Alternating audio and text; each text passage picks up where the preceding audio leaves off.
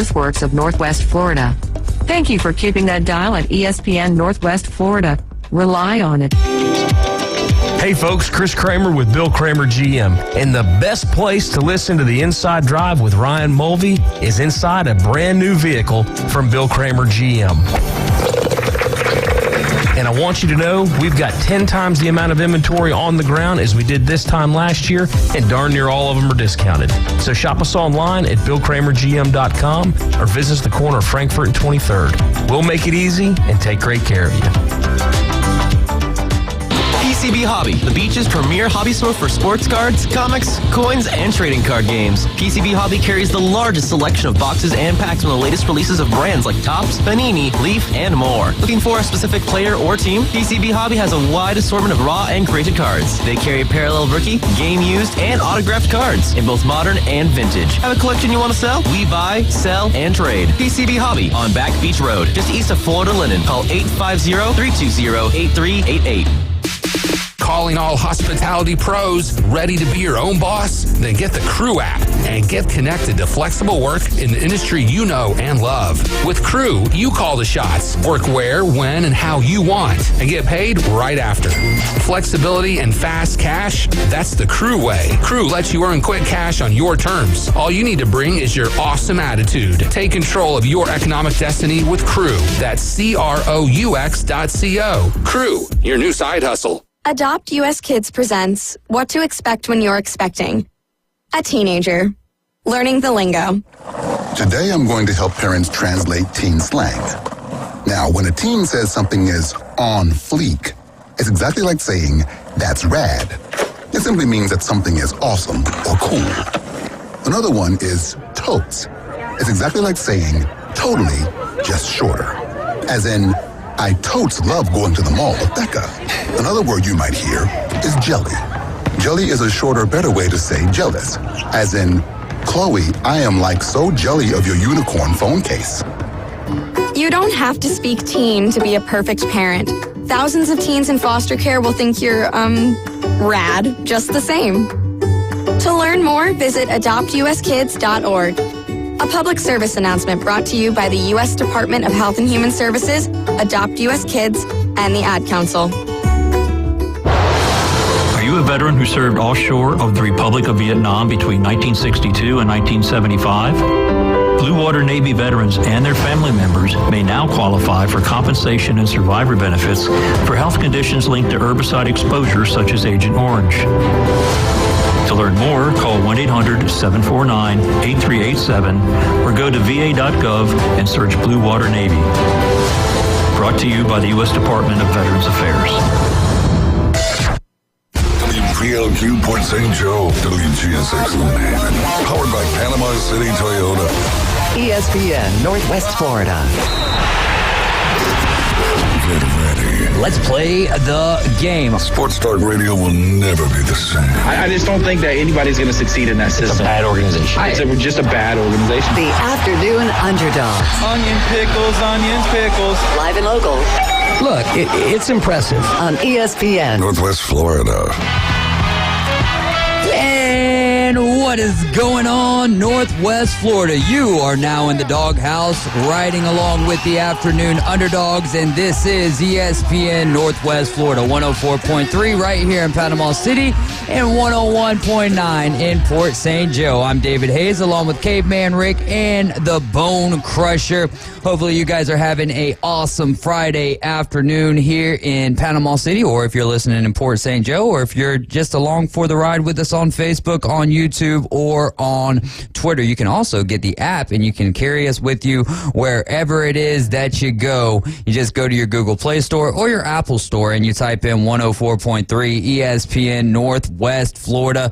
We've got a lot of stuff to dive into today. Ryan Bohannon is over there in Pensacola at the Pensacola Bay Center for the Sun Belt Conference Tournament. They got the men's and the women's. Some records have been setting or have been set over there in Pensacola. So he will join us at 4:20. We'll talk about the latest and greatest things going on in the Sun Belt Conference Tournament today at 4:20. At 4:40, we've got an easy trivia question today dealing with a free agent who was signed in Major League Baseball today. 5 o'clock, NHL trade deadlines going on. So Andrew Weiss will hop on the line with us. Caveman Rick, you got some good questions for Andrew? I thought of a few, and you got some good stuff. How do you, what would you, on a scale of 1 to 10, there was a lot of movement in the NHL today, and some big, I forgot about Hurdle even still being in the NHL. I don't know. It just seems like he's like one of those Joe Thornton type players. He's been playing for a while. For quite a while. Yeah, a few other guys. Evgeny Kuznetsov, he got traded today too. He's been in the league for a while. So yeah, a lot of veteran guys that are probably hoped to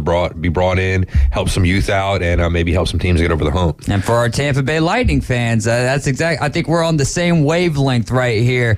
Tampa Bay Lightning fans, not a whole lot of movement there. But Pat Maroon, who is with us for back-to-back cups, he is going to be headed to, I think Boston. Yeah, he's headed to Boston. Well, I was saying, I think he was with us for both of those cup runs. He was. But yeah. Yeah, and he got 3 in a row, was going for 4 in a row. So Boston, after the upset they had last year, getting bounced in the first round after winning the President's Trophy, they're just, pushing all their chips all in the middle of the table, saying, hey, we want to win this thing, and hey, we got a good luck charm now. Now, normally you're a guy who, just like last year, you were ahead of the curve when it came to the Atlanta Braves. I know that I'm switching sports, but we're staying with hockey here.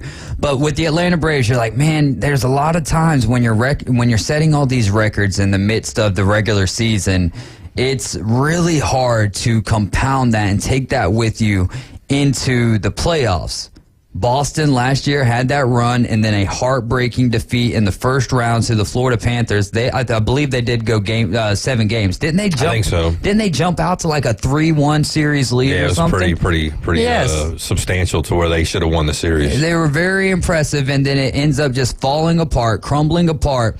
What about this year? Boston's looking really good in basketball, but here in the NHL, that's what we're focused on. Is this the year for the Bruins? It's been a while. A year for them, I don't know. They've had a lot of success recently, too. They've won some cups, so maybe they're and they still have a lot of those nucleus of players that they've had, so I don't know if the hunger's quite there. I think that's got a lot to do with it. I got to say no, man. The field's so deep right now. Just was thinking this today when I was listening in and looking at some of the standings right now. You could potentially have in the first round a Boston-Toronto matchup in the first round. Where one of those teams would end up being bounced, in the first round. And, how crazy would that end up being? Yeah, that's why we're not really a huge fan of the way that the NHL sets up their playoffs. But all right, real quick before we get off of hockey, because I'm sure everyone's listening, like, you do realize that you're in Florida, right? So Vegas or Boston more likely to win the Cup? For Vegas, that would be back-to-back.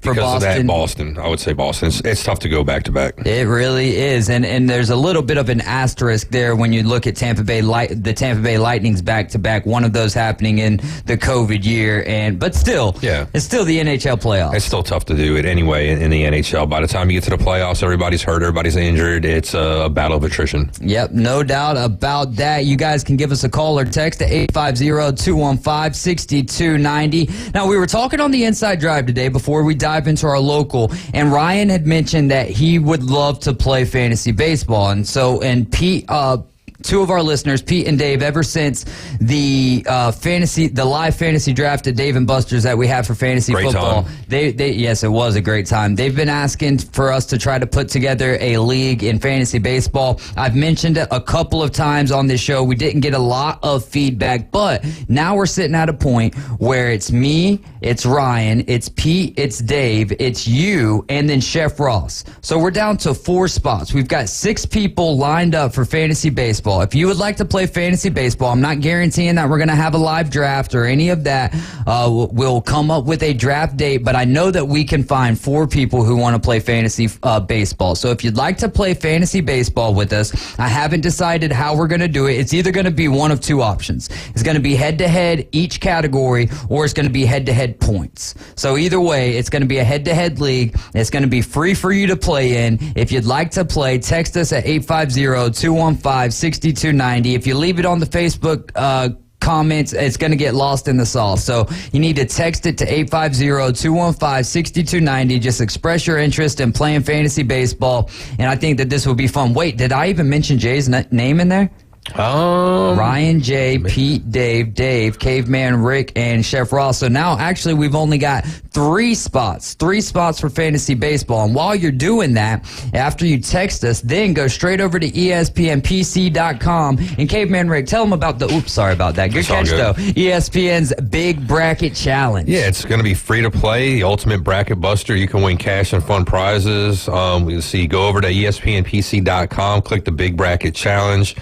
Join, we got Selection Sunday coming up this weekend. Next weekend. Oh, next weekend, my bad. And then once it's done in the bracket set, then you can set your bracket, and then we go from there. It's going to be sponsored by PCB Hobby, Pepsi, Panama City Toyota, and, of course, ESPN Northwest Florida. Get involved. I mean, it's a big deal, And what about the chance of having that perfect bracket? I mean, for that's the only reason that I continue to put out a ton of brackets. You can do 25 on ESPN. So I've got my one, and I do my one, and that's the one that I'm focused on. But yeah, if I've got an opportunity to win $1 million or whatever, I'll put out 24 other brackets, because I know that the one that I'm picking straight off of the rip is not going to be perfect. And in fact, if we go off of my last 2 years in our bracket challenge, in ours here at ESPN Northwest Florida, I have not been very good at all. Middle of the pack or even lower. Bone Crusher, how you feeling about this year's bracket challenge? Where do you think you're going to finish up at? Top half, bottom half, right there in the middle? Where are you at? Oh, since last year, I came in last, except for people who didn't fill out all their brackets. There you go. I think I've only got one way to go. I'm going to do much better this year. All right, so yeah. Bone Crusher is trending upwards. Right State Chris says, sorry, I don't do fantasy baseball. That's all right, man. You are our point of contact when it comes to college baseball, and we appreciate you. Wednesday night, I'll get right to you. Wednesday night, whenever I was leaving the station, so I leave at 5:40, right? And it was you and AG finishing up the show, which, by the way, phenomenal final segment, man. I was really enthralled with the conversation. Well, it was specifically when you guys were talking about if you're a fan, y'all were talking about you're a fan of Philly, and then and I don't want to use that example necessarily, but if you're a fan of someone and then your city that you live in gets an expansion team, do you drop your fandom of your other team and ride with the team who's now in your area, or how does that all play out? And I love that, because growing up in St. Pete, when I didn't grow up in St. Pete. I moved there when I was 10 years old, so essentially I did grow up there, but I spent my time just kind of traveling around the Southeast, basically.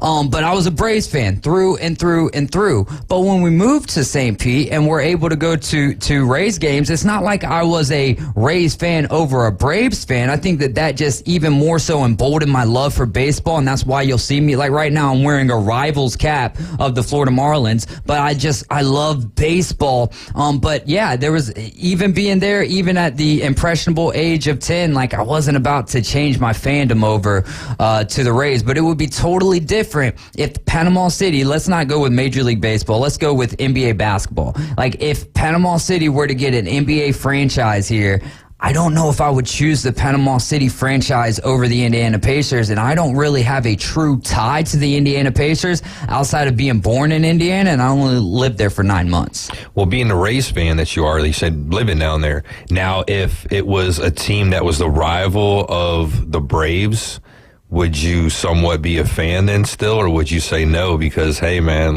they're in the same division? Yeah, if you're in the same division, it's you're an automatic rival off rip. So then, yeah, you're not going to go down there, right? Yeah, no, because even with the Rays, for me, it's I don't even really consider, my American League team is the Rays. It's no, I root for the Rays. I want to see them do well, but I'm not a true fan of them. I'm not following them the same way that I'm following the Braves, where it's trying to read up as much as possible on what it is that's going on. I mean, I do that in the sense of work, but that's not my fandom speaking. That's just the trying to be knowledgeable about as much as possible. I feel that. Well, I lived in St. Louis too. I'm bit of a Blues fan. I followed them just because back in the day in the 90s, they didn't have, there's not the availability that you have nowadays to follow your team like you used to be able to.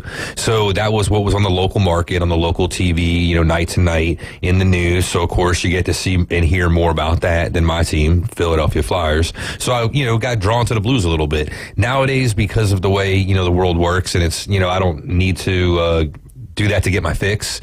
I don't pay attention as much, but like, you know, when they're doing well, or like, you know, when there's something to look at, I pay attention a little bit more. Yeah, and like, let's say I were to move to I was going to say a sports town. Panama City is absolutely a sports town, but a professional sports town, like a town that's got 4 teams. I would go to the games. There's no doubt about it. I would rock their gear, but I'm not going to say put me in the city that you want me in. L.A., God forbid, but let's just say L.A., you know, like, no, I'm not going to sit there and say I'm an L.A. Lakers fan. It's like, no, I'm going to go to some of the games, though. And more likely, you're probably going to go to the teams that you want to see, like the teams that you have an allegiance to or something like that on the road. And there's nothing wrong with that because you're still getting the local flair along with the team that you're into. No doubt about it. Well, let's dive here into our local scores. Caveman Rick, if you want to get ready, I'll throw you over to the baseball scores. How about that? You just start off with the baseball scores. What do we got today? All right, in high school baseball, Chipley taking down Vernon, scored 13-0.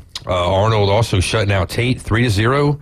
A lot of other shutouts. Bozeman shutting out Franklin 8-0. Wow, zeros across the board. It's like Gilbert Arenas was keeping score. And good thing it's baseball. We can say 0, not soccer. Yeah.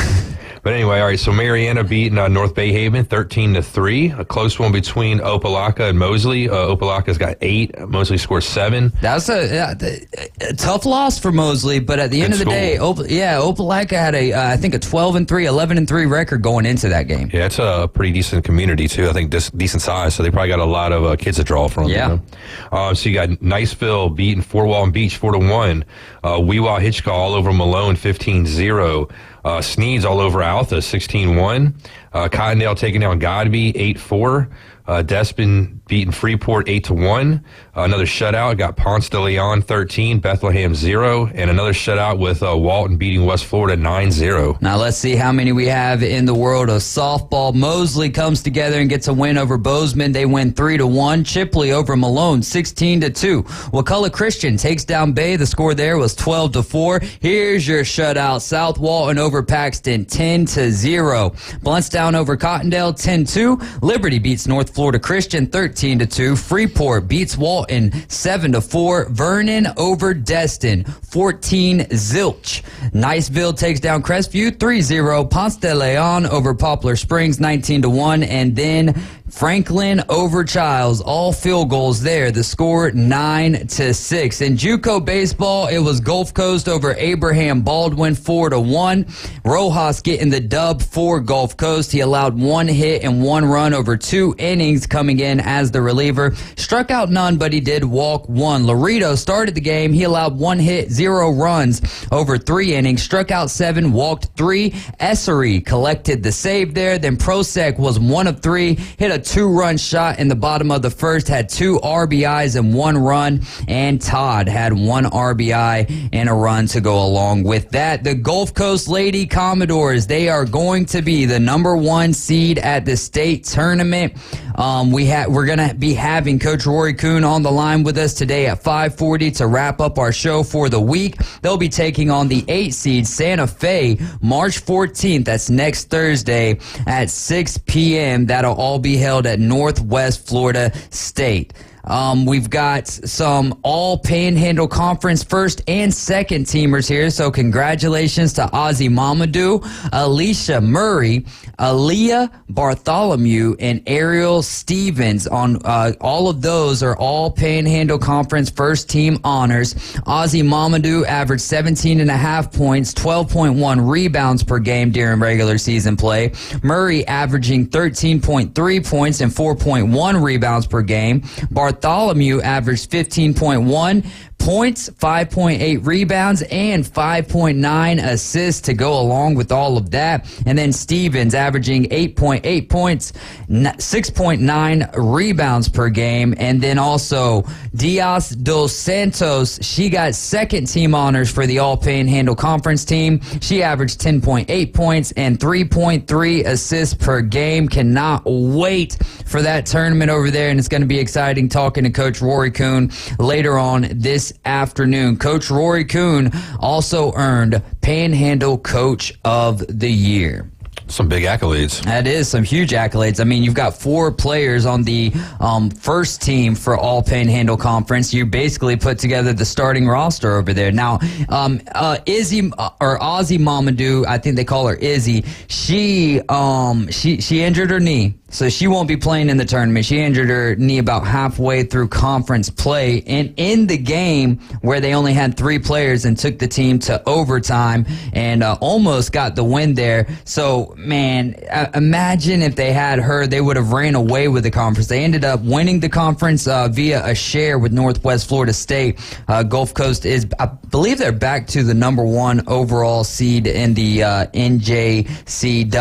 But still, this is impressive stuff from Coach Rory Kuhn and the Lady Commodores, and congratulations to them and good luck as we move forward. Yeah, and if all these ladies here that we just mentioned are all starters, then that's your whole starting lineup, either getting first team or second team. Yeah. And like 80% on the first team, only one person on the second team. That's pretty remarkable. It's pretty good. I'm right there with you, Caveman Rick. So, all right, we've got some MLB contenders or pretenders in 2024. Only got a couple of minutes, so we'll just get into a few of these. Wright State Chris commenting on Facebook. He says RBI or RBIs. Maybe he's RBI because it's already saying runs batted in.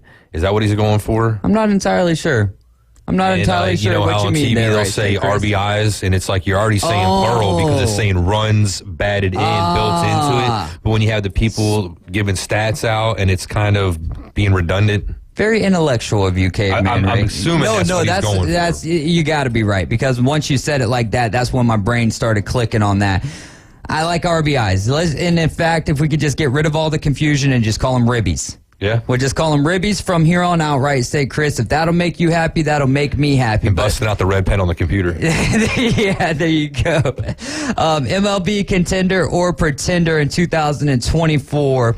How about the Diamondbacks? Do you think they're going to be a contender or a pretender here in 2024? I'm going to go with what our boy Sam said on Wednesday and say pretender after they basically snuck into the playoffs, last season. Had an incredible run too, by the way, but he was talking about the run differential. They actually had, a losing run differential. They had, more runs scored on them than they actually scored. And that's usually pretty telling, throughout a whole season, especially, baseball being as many games as they play. So because of that and then being kind of fluky them getting in, I'm going to say they're pretender. I'm going to disagree with you and Sam on this one, just because I think one man does not decide a baseball team. But if Corbin Carroll stays healthy, I think that he provides that energy that the team needs. So I think that they sneak in, because really what's over there in the NL West? The Dodgers, yes, but the NL West is weaker this year. Opinion here, because we haven't even played a game yet, but the NL West is a little bit weaker this year than what it was last year. The Giants could be, but there's still a question mark, right? We don't know if we can believe in them yet. Padres absolutely got to be weaker as far as the on-paper roster goes, and then there's the Colorado Rockies. So I think there's less to contend there with, and the Diamondbacks got a little bit of that taste, right? They weren't able to totally scratch the itch, but they know what it feels like now. I don't think that they go deep in the playoffs. I don't think it's anywhere near as successful as a run as it was last year, but I think that they're a contender for the playoffs. Not necessarily to be World Series champions, though. We don't have time for another one, so we'll continue to work on this segment throughout the rest of the spring training season. You guys are riding along with the Afternoon Underdogs. This is ESPN Northwest Florida. We're going to be chatting with Ryan Bohannon about the Sun Belt Conference tournaments coming up next.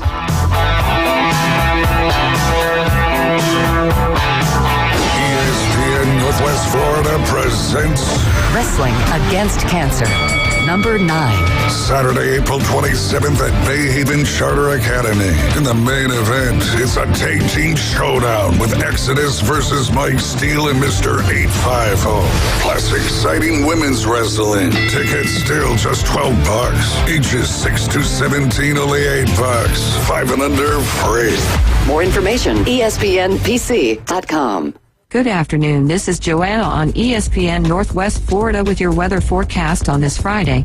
A variety of mostly clouds and possible thunderstorms the remainder of the day with a moderate breeze coming out of the southeast around 17 miles per hour and temps near 73.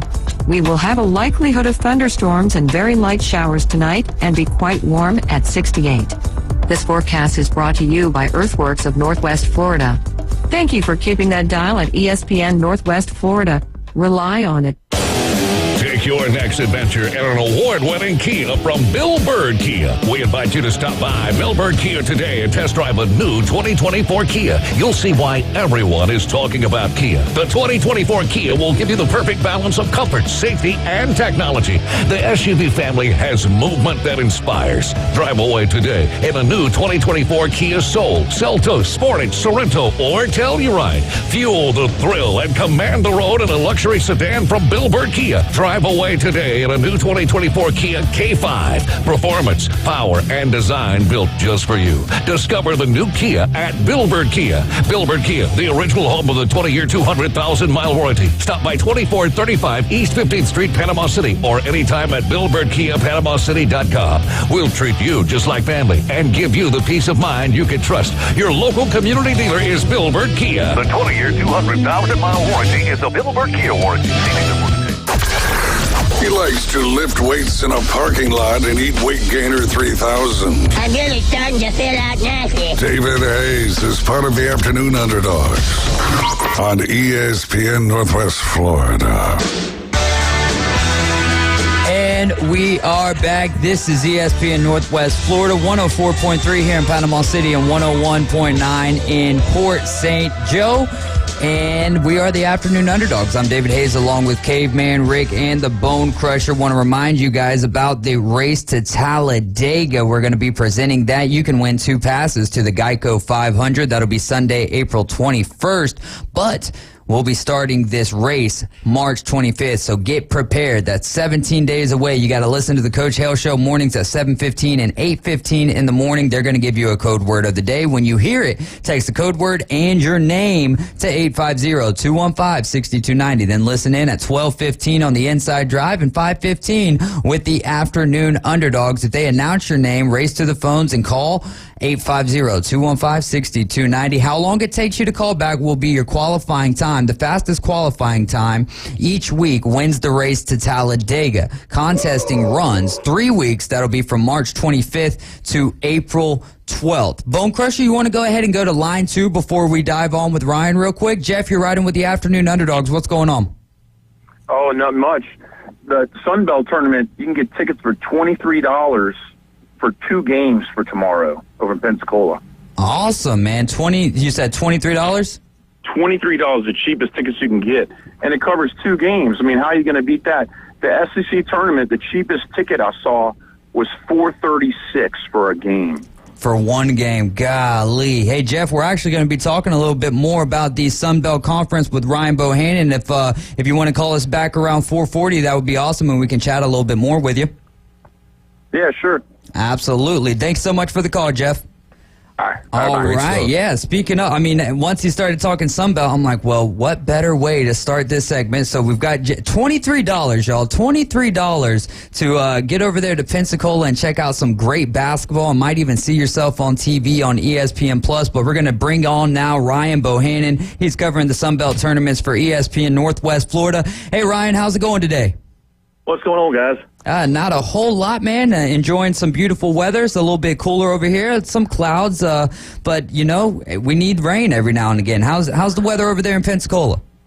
Oh, yesterday it was great. It is going to storm all evening long over here. Good thing we're playing basketball and we are indoors. So, who would you say is the team to beat on the men's side in the Sun Belt tournament as we inch closer to the quarterfinals? Well, you're number 1 seed in the on the men's side. is App State, and between them and James Madison, they're both fantastic ball clubs. James Madison, I think, went in and beat Michigan earlier in the year. They're no slouch. App State kind of ran away with the conference a little bit, but both of those teams, there's talk of maybe a traditional one-bid league like the Sun Belt, possibly getting both of those teams in this year. And what about on the women's side? Would that team have happened to start the day off over there at the Pensacola Bay Center? I'm sorry, you broke up. I was asking about the team to be on the women's side of thing. Would that on the women's side of the tournament, would that also happen to be the same team who started the day off at the Pensacola Bay Center today? Yes, that would be Marshall. That Thundering Herd thundered through the conference pretty good and landed a pretty solid win over Appalachian State bright and early this morning. They tipped off at 11:30. Yeah, most points in a half with 62, most points in a game with 116, most field goals made at 47, then also tied the most three-point field goals made at 13. What makes them so tough to beat, Ryan? They've just got great shooters. Obviously, they put up 116 points this morning, rather. They move the ball pretty well and get up and down the court and play pretty solid defense. They're a really interesting team to watch, and really the class of the women's side of the conference this year. Yeah, and then we're going to be bouncing back and forth between the men and the women's side. And on the men's side, were you more surprised by Marshall upsetting Georgia State or Texas State over Southern Miss? I don't know if I really saw the Georgia State loss as being a big upset. I was surprised they got beat as badly as they did. All right. Well, the women's game has been growing leaps and bounds, and obviously Caitlin Clark right now has been helping that process extremely well. Have you noticed the growth at the conference tournament over the years over there in Pensacola? You mean in terms of attendance or people participation? Let's go with attendance.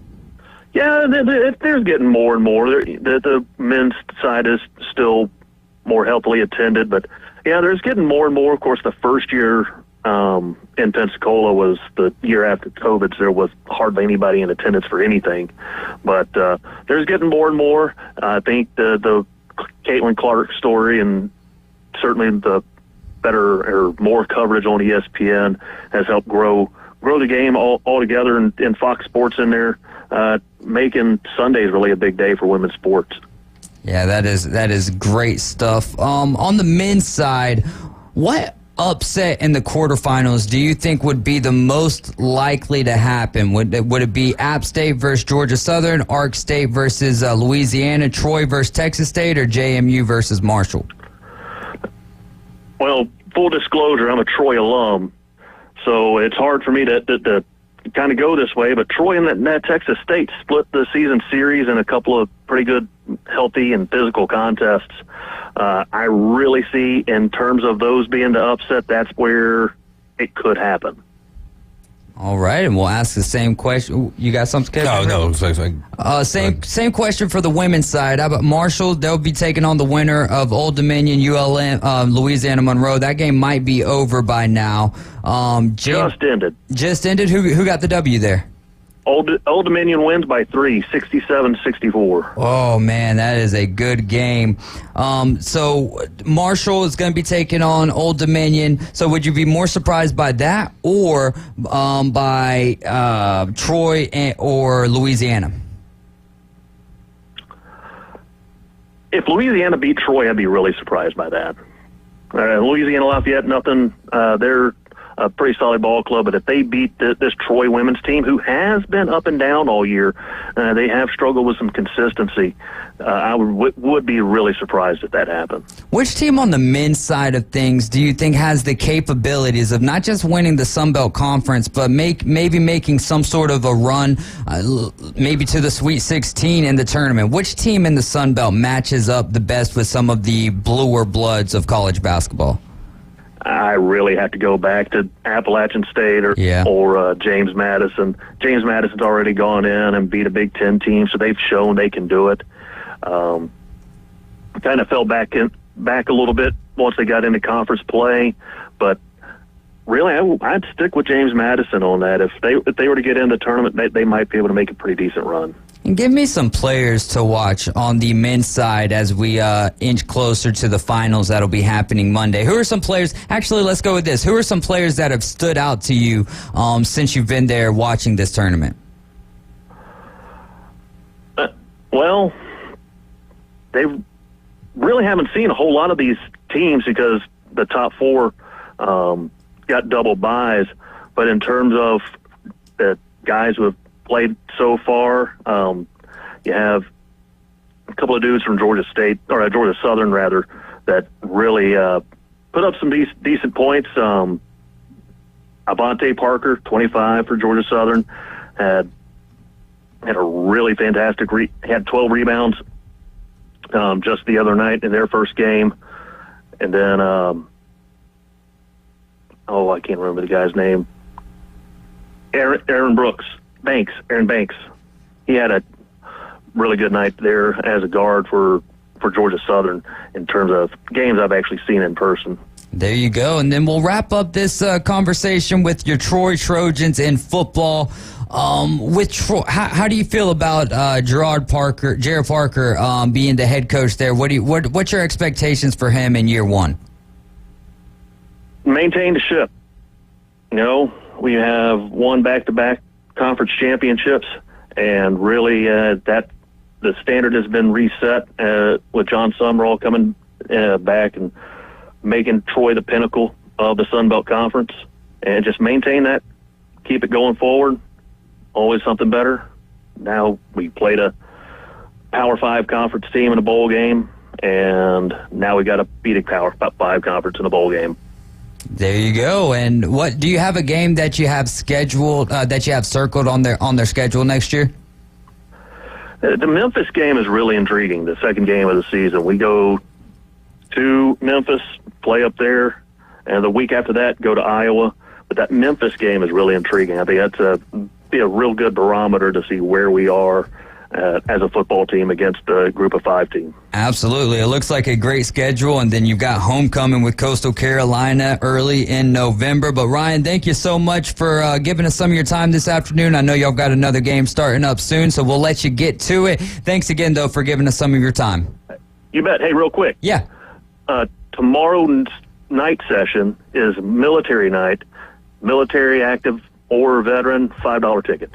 Oh, wow. Awesome. So not only $23 for anyone and everyone, but if you're military, you can get in for $5. Right, and that's going to be the Troy, Texas State game and the James Madison game as well. Wow. Thank you so much for the information. Hey, take care, Ryan, and we'll chat with you soon. You bet. Thanks, guys. Thank you. That's Ryan Bohannon. He is covering the Sun Belt tournaments over there. And if you're ever seeing the ESPN Northwest Florida Facebook page and you're seeing some Troy pictures, that is Ryan up there covering the games, and he does a great job, and that's awesome. I didn't even know that he was a Troy alum, but pretty cool that he's able to get to those games and checking out this tournament over there. That is an interesting point to the schedule, though, for the Troy Trojans looking at it. You start the season off with Nevada. They're in Troy at Veterans Memorial. Then you've got Memphis on the road, and then Iowa before you come back to the house and play FAMU. And hey, all right, this is really cool too, okay? For all of our people who have been riding along with the Afternoon Underdogs, or let's just say the afternoon show, because prior to it being the Afternoon Underdogs, it was the Coach's Daughter show. Well, do you remember a guy by the name of Austin Siegel? Of course. That's our friend. Do you know what he does these days? Yeah, he's a coach at ULM. He is a coach over there at ULM. So on September 28th, Troy's going to be hosting Louisiana Monroe. So that's some good stuff. Maybe we make the trip over there and try to check out Austin in action. Because if you're ever watching those games, how do you find Austin? Gotta look for the lime green shirt. Look for the lime green shirt. That's absolutely right, man. But yeah, going back to Marshall real quick with the women's basketball. I mean, 116 points in a game. They're the number 1 seed overall in the tournament, but they absolutely demolished App State. 62 points in the first half, and then having 47 field goals made and then 3-point field goals. Now, on the opposite side of that, For the Marshalls men's basketball team, they had Cam Kerfman, who moved into sole possession of 6th place on the NCAA's list for all-time three-pointers. He made 458, and who do you think he passed? J.J. Redick out of Duke. So he also tied the tournament single game record for three-pointers. He made 9 on his final shot, tying Jacksonville's John Knox back in 1997. So impressive stuff there from Marshall basketball. Yeah, and how about them, keeping that, name of the school, really relevant and being the Thunder and Herd and them thundering through these teams like that. It's pretty impressive, It really is. So Marshall going to be moving on there. That's good stuff. So $5 tickets for military. So if you're military, there's no reason to not go to that game. And then $23? That's a steal right there for 2 games. That's not even one game. That's 2 games. Yeah. It's like a doubleheader. That is a doubleheader. And what did our guys? $23 and the SEC tournament is $460 something. Yeah. For one game. One game. I can't see how people pay that. Yeah, I guess if it's like a bucket list thing, maybe, or something like that for some people, maybe. But yeah, it's a pricey ticket just for not even in a real NCAA tournament game. You pay $463. All right, so that means that fans of, let's say, Tennessee versus Kentucky. All right, fans of Tennessee and fans of Kentucky are both paying $463. 50% of those fans are paying $463 to watch their team lose. But we'll go back over to Jeff. Jeff, you're back with the Afternoon Underdogs. What do you got for us on Iowa? Oh, man, let me tell you. They're playing their conference tournament up there in Minneapolis, and the Iowa girls team, they ducked in to watch another couple of teams play from the Big Ten, and when they left the arena, like the seated area, the whole audience gave them a standing ovation. For watching another team? Yeah, for watching another team coming out, sitting in a seated area, and then just leaving the arena. They got a standing ovation just for being there and watching other teams. It was crazy. What do you think is because they were watching other teams, or do you think it was because Caitlin Clark's there? It's Caitlin Clark, man. She's they are just I don't know, it's they just ignited the whole fan base. She's royalty all now. the schools. Yeah, she's royalty. She is the most important women's college-based basketball player since Cheryl Miller, maybe. Ooh, and Cheryl Miller is one of my all-time favorites, mostly because she was Reggie's sister, or Reggie was her brother, however you want to look at that. Jeff, man, you need to come do a Fan Friday with us one time. Yeah, we should. Yes, sir. Do me a favor, and after we get off the line, text the same number that you call. So who is your team, Jeff? Oh, wait, no. Hold on. Before we dive into that, I got to ask you this. Does Caitlin Clark change the WNBA? Not change, but does she make the WNBA? Does she take it to a new level in terms of popularity? Well, I think the first thing is, where's she going to end up? Yeah. Because sometimes it's about where you're at. And if she's a playoff team, I know half the teams go to the playoffs. I know that. But it just kind of depends where she's at. If she wins, what city she's in, whether, it's a good fit for her, the city that she's in.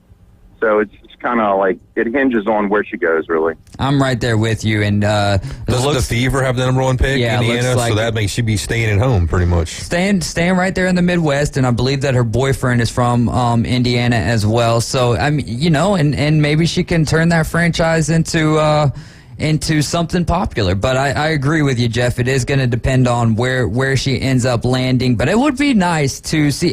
But my thing is Diana Taurasi. There's a lot of people, a lot of great women who have went on from college basketball and had tons of championships, maybe not as many points, and then they go to the WNBA and you really hardly hear about them afterwards. But more and more, there's more and more of a spotlight on the WNBA. And I just love to see the women's college basketball being talked about more, and the tournament's got a lot more heat to it.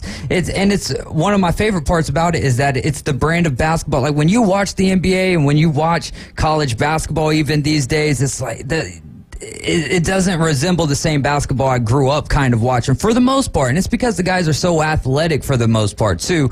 But when you're watching women's college basketball, it's like, yeah, that's how we played ball growing up. Pass it and get to the basket. Jeff, who'd you say your team was? LSU. LSU, man. What's your is Brian? We're not going to say hot seat for Brian Kelly, but do you believe in Nussmeier? I do believe in Nussmeier. I'm worried about that this past year. I went and did 2 road games. I went to go see LSU at Ole Miss, which was a loss, and LSU at Alabama, which was a loss. But that defense, I'm worried about it because it's the worst defense I've ever seen in my life. That for LSU, that is. So could you see Brian Kelly being on the hot seat if the defense is in the same shambles? No, because I think at the worst they're going to go 8-4, and I don't think that's bad enough. It's Napier, I think, is going to be out at Florida. That's the problem in the SEC. And the other one is Pittman at Arkansas. Yeah. They have the 2 hottest teams of anybody in the SEC for sure. Yeah, Pittman hyped to start the year. We were continuously hyped for him to start the year, and then just finds himself with a 6-6 record. But yeah, Jeff, do me a favor and text me, and we'll get you in here on a Friday with us. Okay, sounds good. Awesome. You guys are riding along with the Afternoon Underdogs. This is ESPN Northwest Florida. We're going to take a quick timeout. When we return, we're going to play some traffic jamming trivia.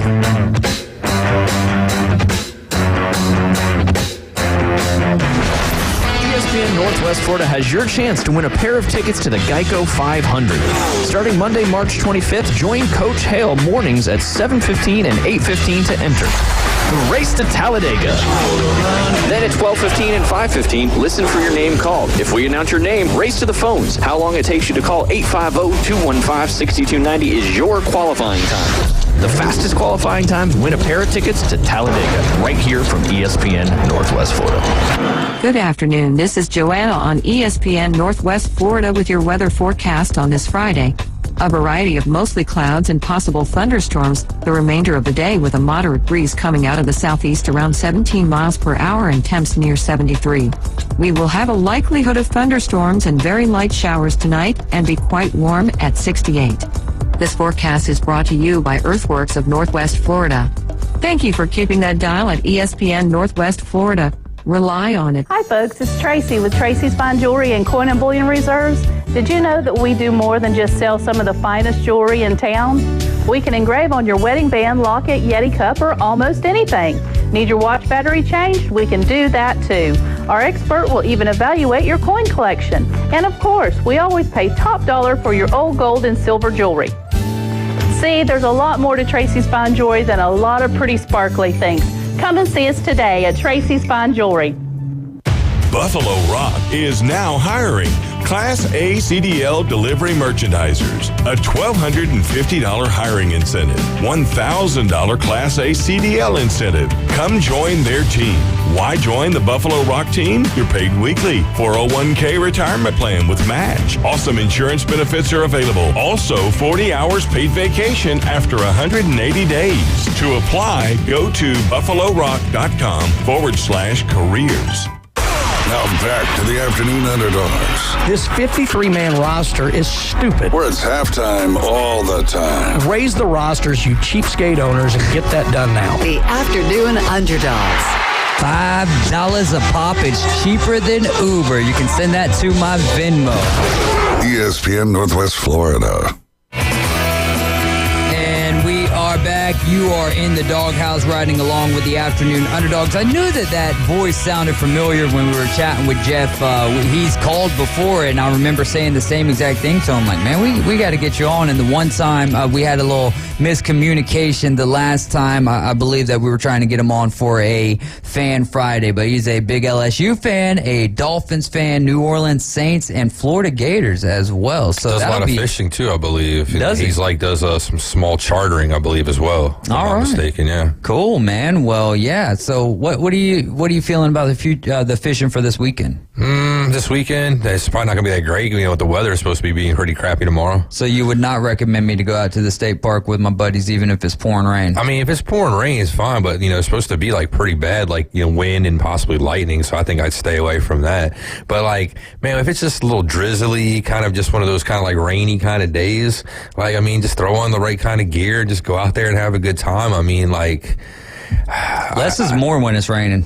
I don't know. Like, for me, I mean, like, I've caught some nice fish before in the rain, and it seems to, like, I think maybe the fish aren't as worried about predators or about worrying about, like, you know, being caught or ate or whatever. Mm-hmm. You know, the water's, like, you know. Do you think fish worry about getting eaten? Or do you think they're not worried by about us? I'm talking about just gotcha. predators, like, you know, in the wild, though. You know what I'm saying? So, like, when the water is more clear, when they're in shallower water, they're more skittish because, you know, if they can see really well, obviously the stuff that's hunting them can see really well, too. Like birds in the sky and stuff. So, like, when the weather's really crappy like that, you have the overcast, you have the sprinkling on the top of the water. There's a lot of stuff to distract the fish, you know? So, at times it can make it easier to actually catch the fish. They're not as worried about stuff like that. I don't know why my brain went right to that when you said that. Yeah, they're worried about getting eaten. Like, I mean, I don't think they're worried. Gotta think like a fish, man. Just like if you go hunting, man, you got to think like the deer. You got to think like whatever it is. Or the moose. Yeah, that way you can, like, you know, get in tune with it and kind of figure it out so you know what it wants so that you can coax it into, you know, getting closer to you so you can shoot it or so you can throw a line at it or whatever you want to do. Well, why don't you throw our listeners a line and tell them what's going to be on our air this weekend? Yeah, no doubt. Tune in tonight, man. Coverage starting at 6 o'clock. We got the Magic at the Knicks. Great basketball game there. Follow that up Saturday. Coverage starting at 5 p.m. We got the Georgia Bulldogs going against the Auburn Tigers in basketball. Check that out. Should be a good rivalry game. And then on Sunday, man, coverage starting at 4:30. We got the Pacers and the Magic again. So always great stuff here on ESPN Northwest Florida. Yeah, that is going to be some good stuff. Traffic jam and trivia time. The question for our trivia today is very, very easy. Where was Joey Votto born? Do you know where he was born at? Don't give the Planet Earth? There you go. All right, that's a great answer, and you are 100% correct. We're giving you $25 to Rudy's and a 12-pack of Buffalo Rock. And you, listener, can win as well. Calling right now, 850-215-6290 for Traffic Jammin' Trivia. Where was Joey Votto born at? And in the news today, too. Yeah, exactly, which I don't want to talk about that news right yet because it has to do with the trivia question, but it is what it is. If we don't got an answer, we don't got an answer, and we will talk about that more. Andrew Weiss is coming up next. We're going to talk about the NHL trade deadline. Then at 5:20, we're going to dive into some NFL free agent running backs, and also Johnny Yankee Seed should be calling a listener of ours who every time that UFC is going on, he's chatting with me about some of the fights. This is a huge card for UFC 299, so I told him, hey, why not call and let's see how it goes, you know? Yeah, kind of crazy, too. I mean, this is a big card, 299. I don't know what they have in store for 300, but you would think, you know, being like a big number like that and you know, a mark like that you're going to go out, you know, and do something really big for UFC 300. So if this is a really big card, you know, this week, who knows what they're going to probably have in a couple weeks for UFC 300. So UFC 300 is looking like it's going to be Alex Pereira versus Jamal Hill. You're going to have Zhang versus Xiaonan, Gaethje versus Max Holloway, and Oliveira versus Tjarkran.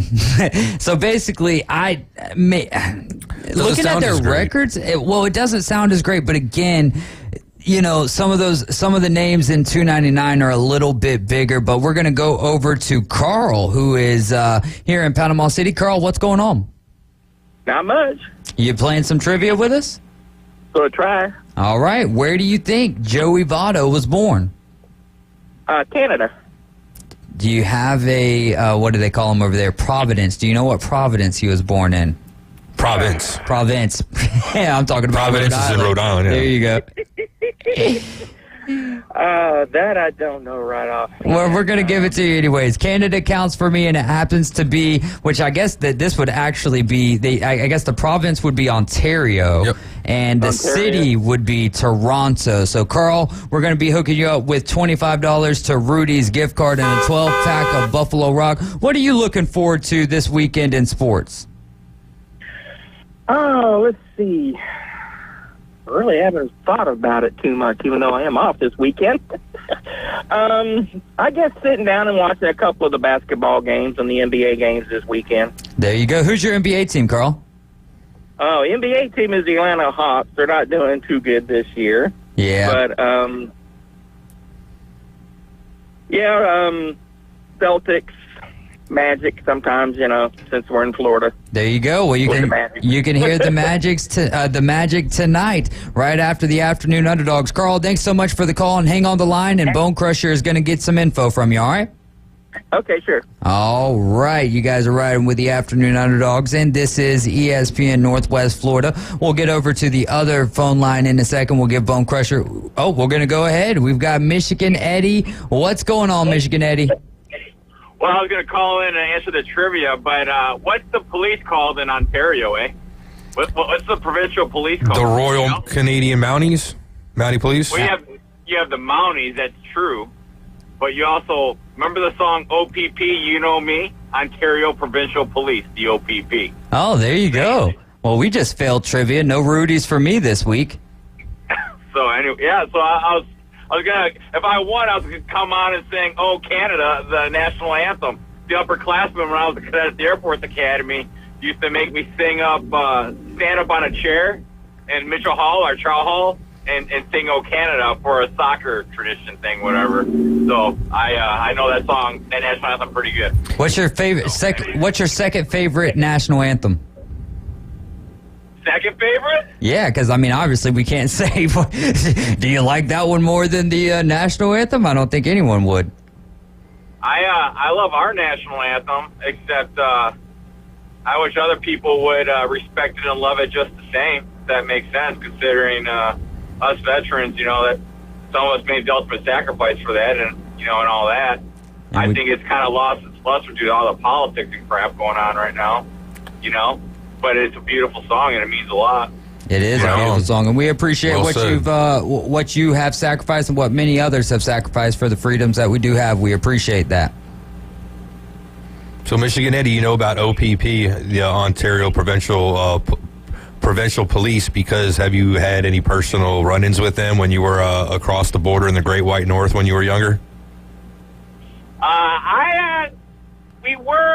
We went to Stratford, Ontario one time, and drinking age is lower. Lake. And am I there? Yeah. Am I there? Yeah. So it's breaking a little bit. And I guess we were on some military reservation when we were in high school. Didn't know about it, so we got kindly escorted to leave. But my late Uncle Terry had some run-ins with the Mounties, though, in Ontario, right across the border from Michigan. So, it happened. What do you look? But they're nice. Even my dad says even the bums are nice in Canada. Everybody's nice up there. Hey, that is good stuff. What are you looking forward to this weekend in sports, Michigan Eddie? I'm looking forward to seeing the Lynn Haven Elite 13U team whoop some Keisters down in Kissimmee this weekend to continue to go undefeated in the Spring Premier League, the Premier Spring League of Football down in Kissimmee. We're going to drive down there right now. I'm actually leaving work, going to pick them up and heading down there to Orlando, and they're number 2 in the state right now in the 13U ranking. Yeah. So that's what I'll be doing this weekend. And then little Eddie is going to meet his coach down in Orlando for baseball and pitching practice on Sunday before we head back up here. And then it's football and baseball next weekend, brother. Hey. I just hope the Red Wings get their act together. Dylan Larkin's out for 2 weeks. So, hey, we got a defenseman, I think, today, a trade. And let's go. Adversity, man up. Next man up, So they're playing good on the cusp of a playoff spot, which hasn't happened in years. Man, if the Tigers could make the playoffs for you guys, the Red Wings make the playoffs. This might be one of the best years that Detroit sports has seen in a long time. Or Michigan. We'll say Michigan sports have seen in a long time. Yeah, it's been a great year for Michigan sports, except for the Pistons and Michigan basketball. And even Sparty basketball isn't doing that great. But overall, with the Wolverines winning football, the Red Wings turning around, and the optimistic outlook of the Tigers, it should, Detroit's a great sports town, one of the best sports towns in the country. Absolutely. So we'll see how it goes. We will. See how it goes. We will. But, Michigan is a beautiful state. It really is. Michigan Eddie, we're going to do a little on this day, so go ahead and hit us with your sign off. Oh, did he already sign off? All right, well, we're going to move right on to... There we go. That's a good sign-off right there. If he was still listening, you probably had him jump a little bit right there. Congratulations to Carl for winning our traffic jam in trivia. Joey Votto did sign with the Blue Jays today on a minor league deal. His number is more than likely going to be going up into the rafters of or onto the wall somewhere, Great American Ballpark, but signing with the Blue Jays on a minor league deal. I'm really excited for him. I don't know if I consider the Blue Jays to be a legitimate contender because of the division that they play in, but that's what I would have loved to see Joey Votto on the Braves. I'm sure that you would have loved to see Joey Votto on the Philadelphia Phillies. And just because he signed with the Blue Jays doesn't mean that he's going to be there the whole season in this minor league deal. He starts playing well, starts getting some good numbers. They could flip him and move him to someplace else, or he could just be playing with the Blue Jays and playing with guys like Bichette and Vlad Jr. Yeah, man, we'll see how it plays out for him. 1900 on this day.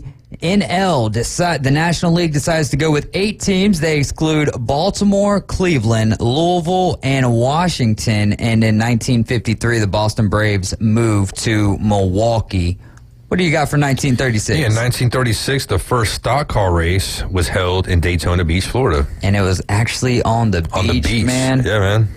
Could you imagine? And like that last straightaway is right next to the water, and then a wreck happens, and then you've got 2 to 3 vehicles or more just in the water, and it's like, we can't even get the tow truck out here no more, man. We need some chariots and whatnot to get I wonder if there's out. anything out there in the water still from back in the day that's made its way out there.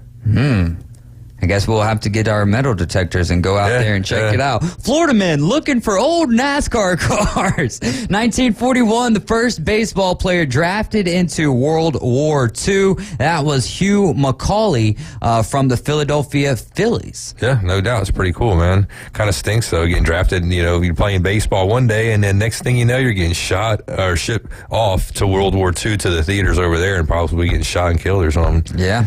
That's something. Hey, but, again, Michigan Eddie just brought it up, and without those sacrifices, we don't have the freedoms that we have today. What do you got for 1968? I don't even want to say this one out loud. 6-year-old Tommy Moore scores hole-in-one in golf in Hagerstown, Maryland. Oh, my goodness, man. 6 years old. I don't know, honestly, how true this is. Like, first off, how, far is that, distance of a hole? Now we're going to look up details, and that's what we're going to start off 5 o'clock with. Just because, 6-year-old, that's kind of, man, I wonder who was there to witness that. It had to be. That's a good point. But, I mean, why would a dad lie about a hole-in-one? Now, I'm not saying that it wouldn't happen, but, and then how did it make it to onthisday.com? 2019, the U.S. national women's soccer team sued for equal pay by filing a federal gender discrimination lawsuit against the United States Soccer Federation. What do you got for 2022? In 2022, reigning NFL MVP Aaron Rodgers agrees to remain with the Green Bay Packers in a reported 4-year, $200 million deal that would make him the highest paid player in NFL history. Ha ha ha, didn't last long. I was about to say, and Maury just called in, and that, in fact, did not turn out to be true. He is now with the New York Jets. They are the daddy, the New York Jets. They are the father. They are the father. You guys are riding along with the Afternoon Underdogs. This is ESPN Northwest Florida. Quick timeout, then we're going to be chatting with Andrew Weiss on the NHL trade deadline.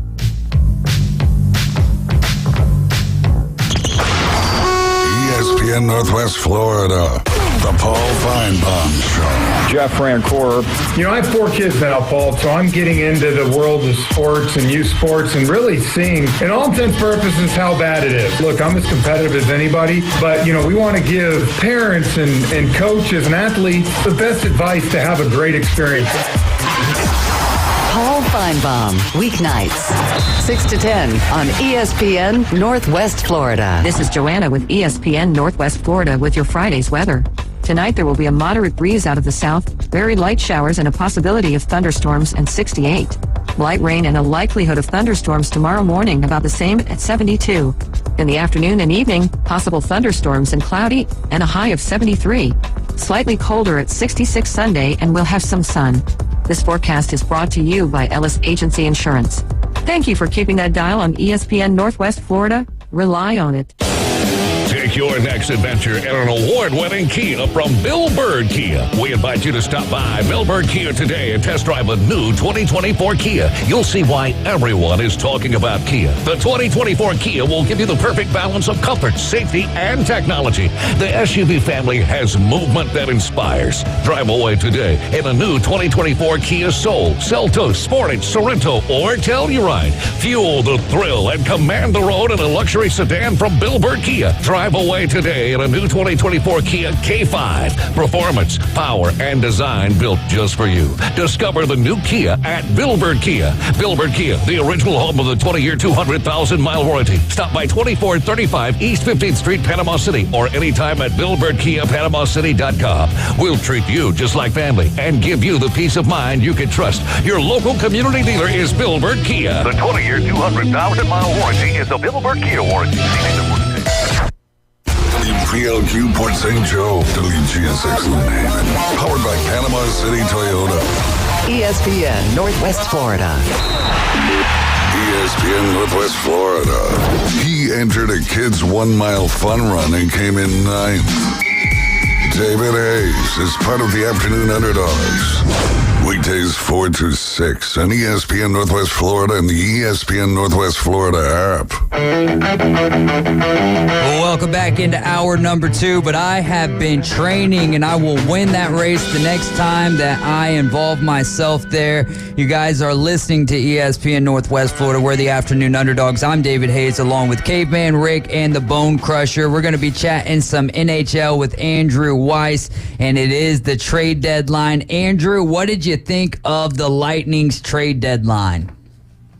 It's kind of what we talked about a few weeks ago. First off, thanks for having me, guys. I always appreciate being on the show. And, like how we talked about a few weeks ago, this is a team that did not have a significant amount of assets, that probably wanted to do more, but settled for a little bit of bargain bin shopping, right? So going out to San Jose, picking up Anthony Duclair to help with the forward group, and then, going out to Arizona, who always seems to be selling players anyway, left and right, because they just can't keep them long term, and picking up the whatever remains of Matt Dumba, and that'll be to be seen to help the defensive core. But honestly, this is a team that needed some depth scoring and some help in the forward group. They needed someone to eat a lot of minutes on the defensive side. They got both of those types of players. We'll see how effective they are, but they crossed the needs off their shopping list, whether they're whether they're shopping at Walmart getting great value brand, or maybe out in Trader Joe's, or getting that fancy stuff. We'll find out once they open the packaging. That is a great point, and with all of that information that you're giving us there, what would you grade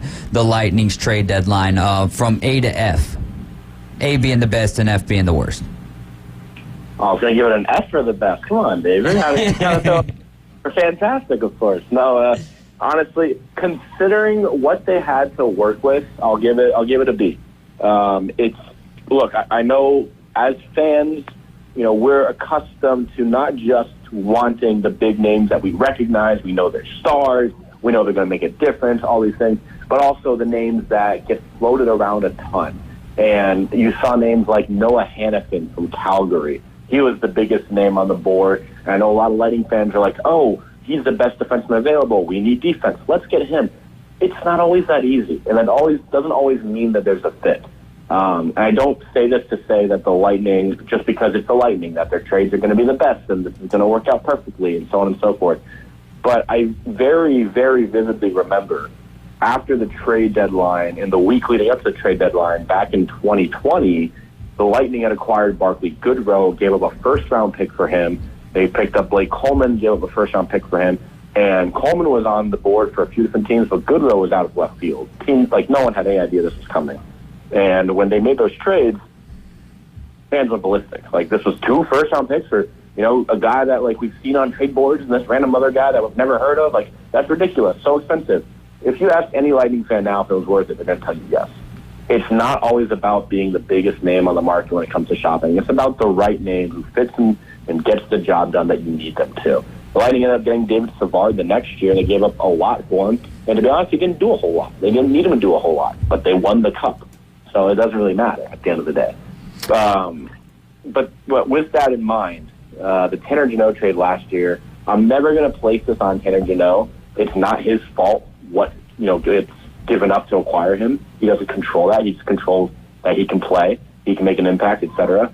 But still, at the end of the day, giving up 5 picks for Tanner Jeannot limited the Lightning this deadline. And you see guys like Hannafin or these other defensemen that were available going to other teams because the Lightning just can't afford the price to pay. And if you're a Lightning fan, yes, maybe you want a guy like Noah Hannafin. Maybe you want a guy that's out there that has a bigger name, that maybe has some more splash at the deadline. But it also means giving up more assets that you just don't have. They don't have first-round picks until 2026. You have a handful of second and third-round picks. You picked up a fourth-rounder for retaining some salary yesterday on some deals, but it's just not a team that has the assets that can afford to give them up. And in a cap-controlled environment, cheap assets are so important to have.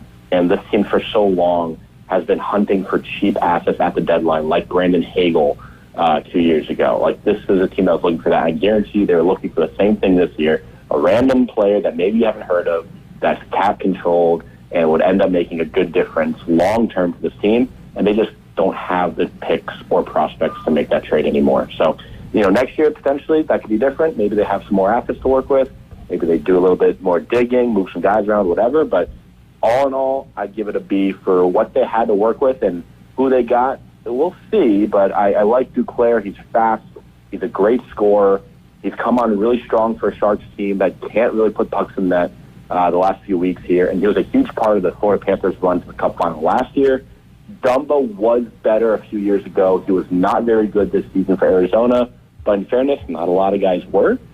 So we'll see if a new environment kind of spruces him up and gets him back to playing a little bit stronger. He's a heavy hitter, so you're going to notice him. He's going to lay out some big checks. So this is a guy that'll help you with that physicality come playoff time. Don't know defensively how well that'll hold up, but he can definitely throw his weight around. So, Andrew, Caveman Rick, thanks for giving us some of your time again on the Friday today. Just want to ask, you brought up Noah Hannafin a couple times. I was going to ask who your name was for the player that was the biggest splash or the biggest get of free agency. Was it Hannafin, or would you say it was a guy like maybe Gensel going to, Carolina? And if so, which of these guys, that was the biggest splash, how much do you think they're really helping out that team that got him? Is it really helping them get over the hump? Well, first off, Caveman Rick, appreciate you guys having me, and as always, just getting to say Caveman Rick out loud is the best thing. I know I say it every week, but just it's awesome. Appreciate it. There's no better nickname in sports right now. But it's honestly funny because you look at these deadline deals, and the best case scenario is you get a guy like Butch Goring was for the Islanders back in the 80s, or even Marian Gaborik for the LA Kings back in the early 2010s when they went to win the Cup. That was a guy that these teams acquired and went on to have not just a dominant postseason run, but arguably was a big reason, if not the reason, that they won the Stanley Cup that year. That's what you hope for with these deadline deals. And because of all the media we put around it, the circus that goes on, all of the fans get excited, Twitter now, everyone has a voice, they can share opinions, they get amplified. We've made it into this huge thing. But everyone forgets, at the end of the year, only one team wins the Cup. And I see all these articles where it's like, oh, hey, is it worth it? Is it not worth it? Oh, this team did this and this team did this. Oh, last year Vegas, they always trade for everyone, so you need to make trades. Oh, the Lightning, they trade for people, so you got to make trades. Oh, this team did this. You know what? At the end of the day, whatever trades you make, if they're helping your team win, it's a good trade. But only one team gets to win the Cup. So with these bigger names like Gensel, like Hannafin, Tomas Hertl went from the Sharks to the Golden Knights today. Vegas, by the way, is just acquiring everything and everyone. It's ridiculous. The way that they maximize their LTIR space is just really, really smart general managing right there. And if Mark Stone is back by game one of the playoffs, you're going to see a hissy fit from the entire NHL fan base. But either way, these are all great big names that get moved around. But again, when you look at all these teams that make trades at the deadline the last few years that have won it, none of those teams were really picking up a guy where you're like, wow, that was the number one guy on the trade board. That was the guy that they really needed to get. I mean, look at Vegas last year. Yeah, they made some good moves. Their moves came years in advance. The Mark Stone trade, right? Like those things like that where you're bringing in guys that make a difference, signing out for Petrangelo, these different things that really mean something. Jonathan Marchessault was an original Golden Misfit from their expansion draft. Year before, you look at the Avalanche. Yeah, they made some trades. They picked up Josh Manson. They picked up Arturi Lehkonen. But those weren't guys that were at the top of the trade list. Go Lightning. David Savard, Barclay Goodrow, and Blake Coleman. Yeah, Blake Coleman maybe was higher up there on that list just because of the fact that his contract with, 1 year left, a cheap deal. He was scoring goals that year really well, et cetera. But even still, no one's looking at Barclay Goodrow going, that's the guy that everyone needs at the deadline. So, yeah, Jake Gensel's great at scoring goals, and the Hurricanes need that. Noah Hannafin's great at both ends of the ice, and Vegas is now a much deeper defensive team for that. But you still got to work with the guys you got. And, Carolina hasn't won an Eastern Conference final game since the Atlanta Thrashers were still around. And they've gone to 3 of them. They've been swept 3 times. Since their coach was playing. At some point, it's like, yeah, Jake Gensel's a great ad, but is he going to win you the whole series by yourself? You still have no idea what you're going to do with your goaltending if you're Carolina. Vegas still isn't even necessarily in a playoff spot this year. So these teams are making moves. Yeah, they're great, but you still have the team around them that need to do something. And the Lightning's the same thing. The Lightning are barely hanging on to a playoff spot right now. These moves are great, but if your team isn't willing to take that extra step, go that extra mile, come playoff time, or even now going for a playoff spot, it means a whole lot of nothing. Well, Andrew, what would you say, what was the one trade that when you saw it come across your notifications or you're looking at it on Twitter, what was one that maybe had you scratch your head and just had you surprised at the fact that that team would even trade that certain player? Oh, there's a few weird ones this year. I won't get into all of them because some of them are just like pointless to talk about, like Buffalo trading an AHL goalie. Like, I don't need to talk about that. But Tomas Hertl going from the Sharks to the Golden Knights just at the end of the deadline was a head scratcher.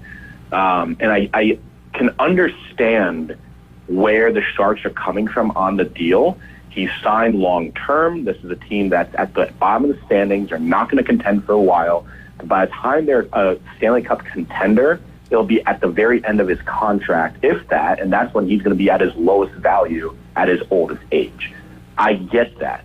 But then why did you sign him, was it last summer, to begin with? And if that was the case, now, this trade that they gave up, they sent him to Vegas, who, by the way, is a huge rival of this team.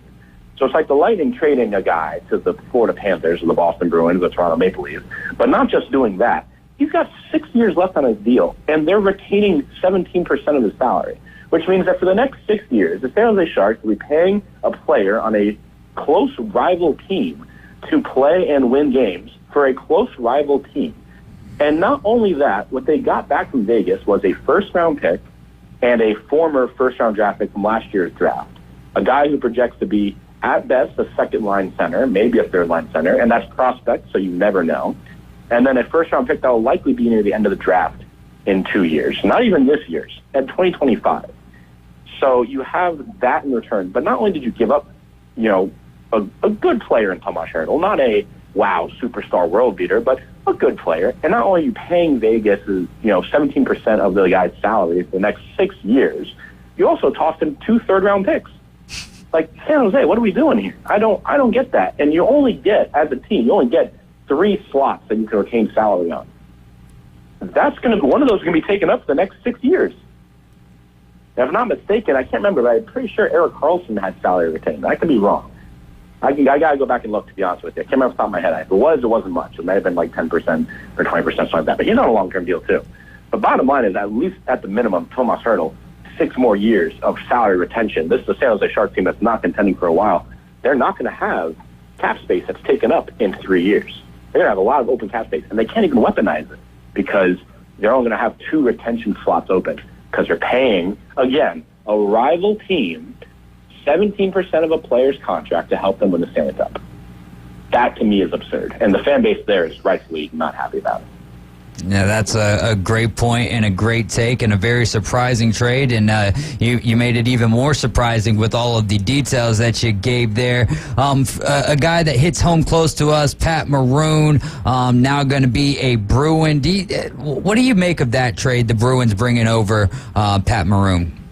I'm very interested to see what the first conversation between him and Jack Edwards is after Pizzagate or whatever it was 2 years ago.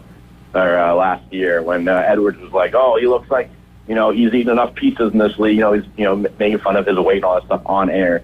Which, look, you want to make fun of a guy for being big in the NHL, you're not going to be the first. But to do it on air as a broadcaster, on a national broadcast, is a little bit over the top. Most people don't like Jack Edwards. Do not like him very much when that happens. So that's going to be interesting. And then Maroon and Brad Marchand have a nice history, whether it was Maroon helping the Blues beat the Bruins back in the 2019 Stanley Cup Final, whether it was the Lightning and the Bruins battles over the last few years. They've had a lot of chirps. Now, Corey Perry went head-to-head against the Lightning in back-to-back Stanley Cup Finals and then joined the team after and had no issue fitting in seamlessly. I don't doubt Pat Maroon will fit in seamlessly. He's an amazing character. That Bruins locker room will love him.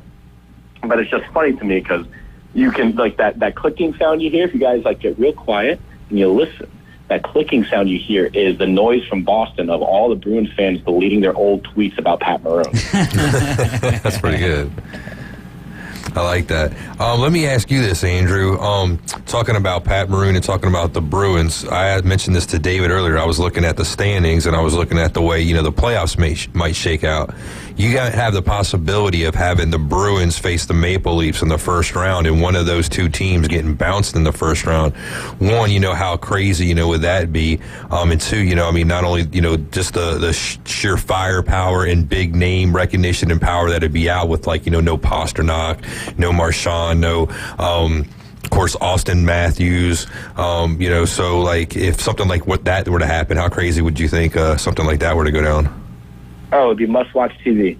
Those games need to be nationally broadcast at a minimum. I mean, playoff hockey, so I should. But, they played, what was it, last night or 2 nights ago? When they, I think it was last night. Yeah, it was last night, 4-1, Bruins. Yeah, like a bunch of alley cats just, scratching the heck out of each other. Like, it was incredible to watch. And, obviously great hockey, but they did not like each other. And that would make for great playoff hockey. It's the same when the Lightning played the Panthers. And maybe less so this year, and last year a little bit, but, it's whenever two teams don't like each other, it's super stressful as a fan of that team to watch a playoff series knowing you could lose the team that you hate so much.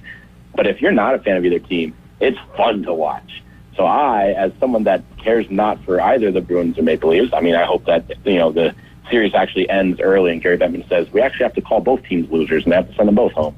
I don't really like either one. So that's a moot point, but I would love to watch 7 games of those two going at it and beating each other up. That'd be fun. Right on. Here's another one for you. It's something that I was worried or wondering about the last day or so with the trade deadline coming up. For whatever reason, I thought there would have been more goaltenders being traded by the deadline. Do you think the same thing, or did you? And, like, do you have a reason as to why maybe it didn't happen? Well, I did see a few things get close and got nixed. I saw that Jacob Markstrom a few weeks ago was supposed to go to the New Jersey Devils, and then there was a little hang-up on who was retaining how much salary, and they ended up not doing the deal. And I also saw today Linus Ullmark was supposed to go to LA Kings, and I guess he nixed the deal. I don't know if it's a limited no-trade clause or what, but he basically said no. So there could have been some more fireworks for sure. But the market just wasn't really there. Marc-Andre Fleury said he wanted to stay in Minnesota, and they respect his wishes. There wasn't a whole lot of guys available. Jake Allen did get moved. I was actually a little surprised. I wasn't sure Montreal would be able to move him, and they did. So, he's headed out of Montreal in their 3-man rotation. So the Devils got him to come in and be part of their rotation there. But to be honest with you, it's Ryan Miller's fault. And I'll say this every year, Ryan Miller's fault for goalies not getting moved at the deadline, because goalies are enigmas. They're random. They're the most crazy, stupid thing that doesn't make sense. You could have a goalie on a hot streak go cold the first week of the playoffs, and they're out of the playoffs. You could have, like last year, Sergei Bobrovsky was having a miserable year, literally lost his job to third-stringer Alex Lyon, who no one had heard of, came back in the playoffs to start, was it the 3rd or 4th game of their series? They didn't even start the playoffs, and then took them on a run to the Stanley Cup final. Yeah, goalies are random.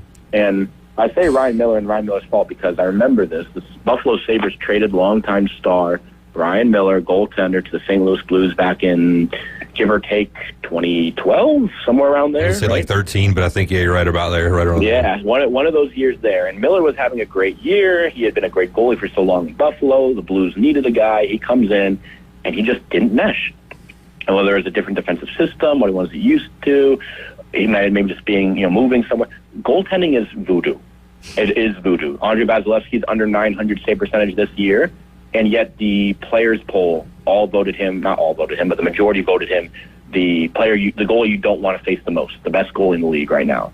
And he's had a miserable year by his standards. I'm sure he'd be the first to admit that. And he could be a guy that come playoff time, he's had a miserable regular season, and then suddenly he has 3 shutouts in his first 8 playoff games. Like, you have no idea. So goaltending is voodoo. So when you have that happen, it's hard to convince yourself as a team and a front office to move assets, especially significant assets, for a guy who might show up and turn into a pumpkin. Well, with about under 20 games left to go here in the season for most of the teams, who would be your favorite after the trade deadline to win it all? Obviously, I mean, you can put the Tampa Bay Lightning in there, but who do you think has the best roster on paper to win it all this year? I mean, I'm super biased, and I would love to say the Tampa Bay Lightning, but I'm also not biased enough to just be like, yeah, blind homerism, go Lightning, woo. No, honestly, on paper, I mean, look, you can look at the standings right now. I know Florida's up there, I know Vancouver's up there, Boston's up there, the Rangers are up there. Colorado's always good, Carolina's always good, and blah blah blah blah. And Edmonton's got Connor McDavid. You want to know my genuine thoughts on who's going to win the Cup this year, and my contender would be the Dallas Stars. And I just think that's a team that, I mean, arguably picked up the best defensive defenseman at the deadline in Chris Tanev. I was say they just got Tanev. Before the deadline. Yeah. Jay Gottinger is a phenomenal goaltender. I watched him at Boston University. I could see it. Not that I'm not a scout. I'm an idiot when it comes to scouting anyone, and even I could tell this kid was going to be good. So if I could tell it, that's how good he was. And he's been that good for Dallas for a majority of this year, if not the last few years, including the playoffs. And they've gotten some good secondary scoring that they didn't really have as much of in the years prior. I mean, Joe Pavelski's always a demon come playoff time. Matt Duchene's been very good for them this year. Jason Robertson's had a down year, but he could easily, show up in the playoffs for once. You never know. Good. But this is a team that I genuinely believe is deeper than teams think. And they're sneaking up on people because they're in Texas and not in Canada. If they're in Canada, they'd be on the news every night. If they're in Massachusetts, they'd be on national TV. Like, this is a very good team that a lot of teams are underestimating, and they're very deep. All right. Well, we are out of time, Andrew. Thank you for all of the information on the trade deadline and everything else, man. It's always a blast talking hockey with you, and I feel just a little bit smarter after being on the line with you. Thank you for your time, my friend, and we will chat with you soon. Yeah, I appreciate you guys letting me ramble. It's always a pleasure. So Great stuff, man. Appreciate it, Andrew. Oh, yeah, no doubt, man, because for me, it's like all I got to do is come up with 4 questions. Is like I know he's going to take us home from there. All right, we're going to be talking some UFC 299 and that card there, and some NFL free agency pertaining to the running backs when we return. Keep it locked into ESPN Northwest Florida. ESPN Northwest Florida Big Bracket Challenge. 3-pointer, punch it in! We're taking March Madness to the next level.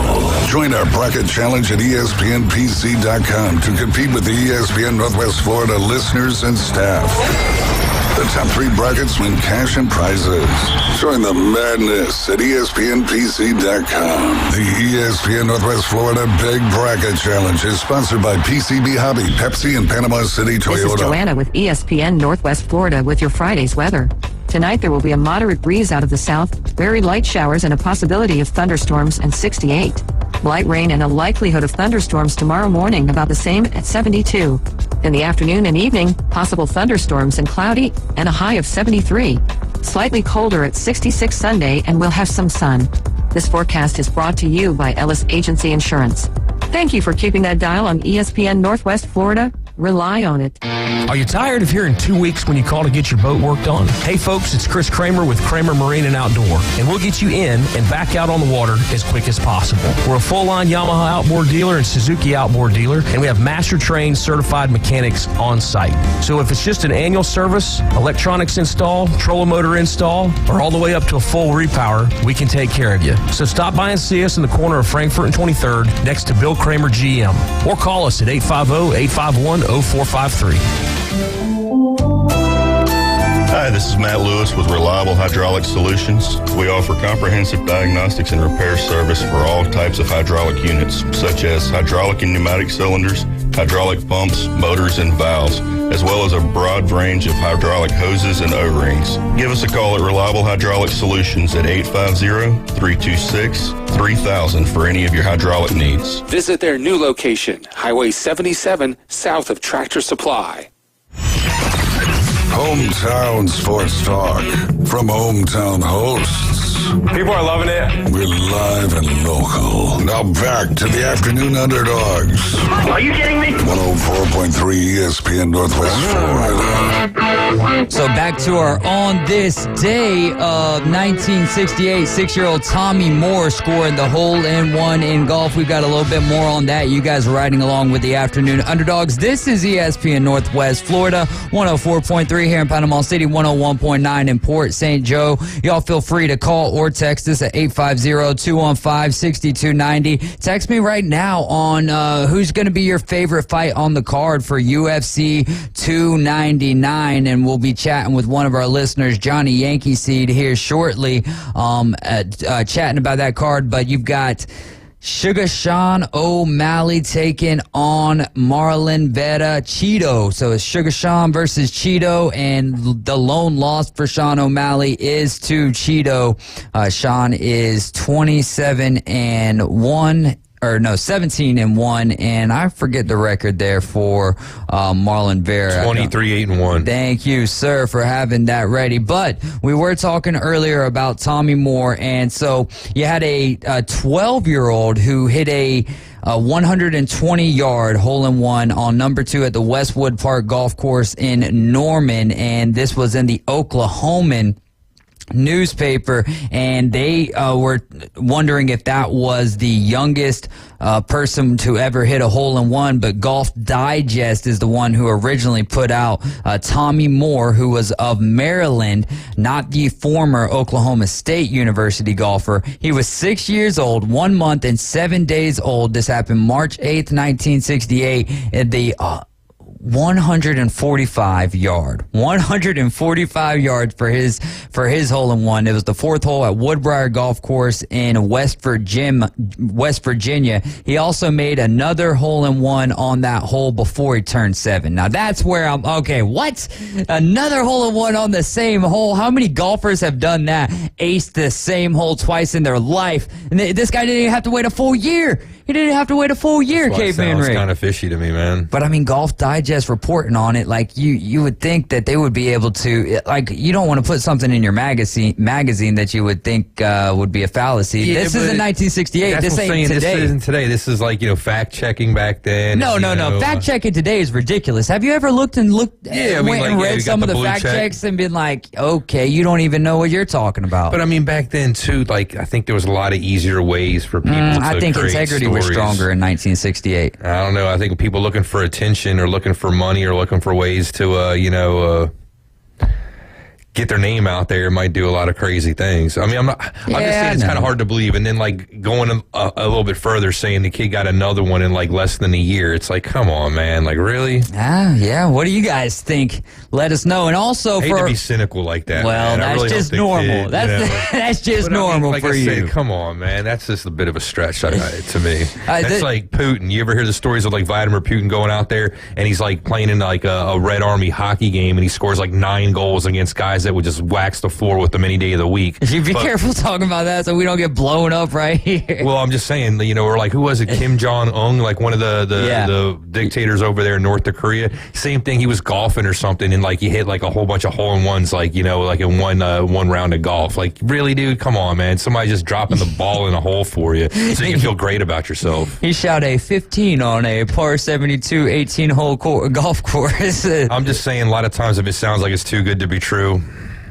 Well, also in 1968, not on this day, June 18th, the youngest girl to hit a hole-in-one was Lena Rader of Chuckey, Tennessee. She was 7 years old, 135 on the first hole at the Twin Creeks Golf Course in Chuckey. So, and what are the odds of that happening on the same day, too, in history on March 8th? It wasn't, though, because this was June 18th. Oh, June 18th. I'm looking here. I saw March 8th right here. Yeah. Oh, okay, it's the boy, and then it went to the girl right afterwards in the dates. Yeah, so impressive stuff, though. I'm going to choose to believe it. And still kind of like, man, I don't think I'm ever going to hit a hole. What if Golf Digest was trying to sell magazines? Put that in there, and it's on the newsstand. Extra, extra, read all about it. 6-year-old hits hole in one. Oh, let me throw down a quarter and buy that. Or however much it was. I mean, I don't know. Sorry, guys. I'm just, Yeah, that's your prerogative, though. Sorry. You're allowed to have that perspective. There's no doubt about Golf that. Digest, I just hope it's legit. All right, let's go over to Johnny Yankees here. We'll talk a little UFC 299. And for the first question I want to ask you, how are you doing today, Johnny? I'm not bad. Just got home from work. Hey, there we go, man. Getting ready for UFC 299. Now, comparatively speaking, do you think that the UFC 299 card is better than what we have on tap for UFC 300? Oh, absolutely. Absolutely. It's not even close. Why do you think that they don't got the good card for the big number like Caveman Rick was bringing up earlier in the show? I didn't hear that part, but as I could think of, it's because I think plans fell through for them. I think they wanted Connor, then that fell through, and I think they kind of just scrambled at the last second, and they dropped the ball. Yeah, there you go. UFC 300 is going to be over there, T-Mobile Arena in Las Vegas, and 299 in Miami. What's your favorite favorite fight on this card that's not the main event? Oh, it's not even close. It's Holland versus MVP. It gets me really excited. High-level IQ striking. I think MVP is a pretty striker, you know what I mean? Doesn't like to really engage. And then Holland, he's going to willing to take one to give one, if you know what I mean. Yeah, there you go, man. And for me, not that I know a bunch about these fighters, because that would be a lie, but whenever I was sitting there looking, I've watched Kevin Holland fight a few times. I can't say I've ever watched Michael Page, but that 21-2 record in the welterweight division, for some reason, my eyes were drawn to that. But still, I mean, starting it off with Yan versus Yadong, that's going to be a great fight. What do you think Peter Yan's got in the tank to start off the main card? Peter Yan, he needs to win really, really badly. I think it's been like 3 years. He's been competitive in all his fights, but at the end of the day, he hasn't gotten the win. And I really do believe he needs this one badly. Yeah, there you go. I'm looking at some picks and predictions for UFC 299 on CBS Sports, and they've got Yan sweeping that, but they also have Holland with four guys picking Holland and one guy picking Page there. Really looking forward to that fight. But let's go to Gilbert Burns and Madalena. What do you see from that fight? Gilbert Burns coming in at 22-6 and Jack Della Maddalena at 16-2. JDM has yet to face a grappler of this magnitude. Burns, if he wants to take you down, he can. BJJ specialist. This is a big test for Maddalena. If it stays on the feet, he's got the edge with striking. All right, don't make any picks yet because we're going to go through, and me, you, Caveman Rick, we'll pick all of these fights. Sounds good. And then the co-main event, Dustin Poirier, which could be his last fight, 29-8, and then Benoit Saint Denis at 13-1. What are you seeing from the co-main? Oh, fireworks, absolute war. This could be a bloodbath. If you like gore, if you like real violence, this could be it. Do you think that Poirier fights again after this, or does it depend on what happens in this fight? I think it depends on the outcome. Obviously, he's towards the end of his career. It's more money fights for him. So someone obviously could draw him out. Like if Conor wants to get that back, he's not going to say no to that. That's big money. That's a great point there. And then we'll go to the main event, man. Sean O'Malley, 17-1, lone loss to Cheeto. Cheeto is 23-8-1. What are you seeing from this one? First off, let's talk a little bit about Cheeto. What kind of a fighter is he? What does he bring to the table? Educated striker, strikes with intent, very violent, strikes that seem to do a lot of damage, just bad intent behind the strikes. And then what about for the champ, Sugar Sean O'Malley? He likes his distance. He likes to be able to strike. If you get in his face, though, it could mess with his flow a little bit. Kind of like with Sean Strickland versus Izzy. Push him against the cage. Don't let him get his shots off. he needs that space to operate. Do you think that Sugar Sean, with I don't know if a win right here does it, but do you think that he could eclipse Conor McGregor as like the biggest star in the UFC, or do you think he's nearing that already? I heard you ask this yesterday, and I don't think he's close yet. United States-wise, I think he's getting there. But we have to remember, Conor is global. And I can't answer that yet because I've yet to see Sugar outside of the country. So until we see him in an octagon across the sea somewhere and see how they react to him, I don't think he can eclipse Conor yet. Yeah, he probably needs to come up with his own, like, vodka or tequila or something like that he can sell to, and that'll probably help the brand out for Sean O'Malley. Absolutely. Something like that, definitely. Yeah, something sugary. Yeah. Something sugary. Kool-Aid. Something sweet. Sugar Sean Kool-Aid. All right, well, let's start it off over there at the beginning then again, and we'll start off with Piotr Jan and Song Yadong. And if I'm pronouncing any of these wrong, just correct me, or don't even correct me, just say it the correct way. Whatever works for you. But who do you like in the bantamweight match to start the main card off? Give me who you think wins, and I'll record this, and then we'll revisit it Monday. I want to start by saying all these fights are razor thin. So 50-50 in my eyes. But I'm going to go with Piotr because I really think he needs it. I really think he's in big-time trouble if he loses this fight. All right, Caveman Rick, what about for you? I got Song Yadong. I'm going with the youth in this one. Fresher, body, legs, and just go with the young guy. Well, is Song Yadong young, or does he just look younger? Because the only reason 26. he's 26? Yeah, and Peter Jan's 31. Wow, 21-7-1 too on that. What did you got, Johnny Yankee Seed? Song Yadong has yet to face this type of level of competition as well. He fights out of Team Alpha Male, which is Uriah Faber as well. So if the striking don't go well, he could try to take it to the ground. Yeah, you are officially going to be our UFC guy moving forward. You know a lot about this stuff, and it makes it fun to be able to ask questions, because that's why I do this stuff. It's not about to say how I feel about things or my opinion. No, I just enjoy asking people questions. Gilbert Burns, Jack Della Maddalena. Who you got there? Oh, I'm going with Piotr Jan in this one as well. But we'll move on to the second fight of the main card. Who do you like in Burns and Maddalena? Man. This one's hard because I've yet to see JDM against a grappler. And if he can't stuff a takedown, he's in trouble. We saw Gilbert Burns against Khamzat Chimaev, and he held his own in there against a bigger fighter and even delivered blows that even buckled Chimaev. JDM's got a lot of power in those hands. I think I'm going to go with him, younger fighter. Yeah, I'm the same way. I'm going with JDM. He's younger. He's got a couple inches of reach. He's got an inch of height. So let me go with the younger, slightly bigger guy. I'm going to go with the shorter guy who's got a little bit less reach, but I'm going to go with the underdog for the afternoon underdogs in this particular instance. Give me Gilbert Burns. And now to me and Johnny Yankee Seed's favorite fight on the card. Caveman Rick, did you say what your favorite fight on this card is? The main card. Main event? Yeah, main event. All right, Kevin Holland, 25-10. MVP Michael Page at 21-2. We'll start with you, Johnny Yankee Seed. I have a problem with Venom Page because the level of competition in Bellator is just subpar. We've seen it with guys that's crossed over there like Ryan Bader, who struggled with his weight class in the UFC and then becomes double champ over there. And then Chandler, who comes over here, and yes, he's been exciting, but he's 2-3. Holland has fought everyone, and he's been competitive in all those fights except for guys who can wrestle. MVP is a stand-up guy, so I think Holland's going to take this one just because of the level of competition. Caveman Rick.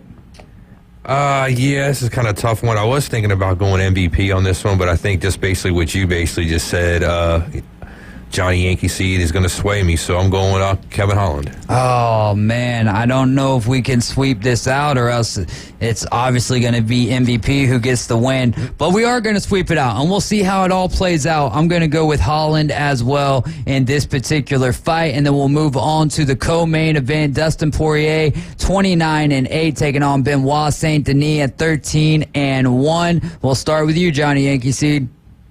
This is tough because we got a legend here in Dustin Poirier. But this guy, people don't know, he's a special forces guy for France, and he is about that life. And I don't know if you saw the weigh-ins, but he's quite bigger than Dustin. So I think that's going to be an issue. So I'm going to go with Benoit Saint-Denis. Yeah, it's kind of crazy, like you're talking about this guy being a French dude, and usually the French don't do well defending themselves and, needing a lot of help. But in this case, I'm going with the French guy. Man, are we going to have two sweeps? Poirier is French, by the way. Oh, there you go. He's got the last name, but I didn't know if he really was French. Man, He's got to be that French Cajun down in Louisiana, right? He's got to be. Oh yeah, gotta be. Got that hot sauce cooking. When's the last time that Dustin fought? It's been a while, hasn't it? I feel like it's been a minute. Yeah, it's been a minute. Man, I think he lost. He got knocked out by Gaethje with the foot to the shin kick to the head. Yeah. With that being said, I think that we might see Poirier get the win here and lay the gloves down, and then end up coming back. You know how it goes. Really outside of man, now I'm blanking on his name. Conor.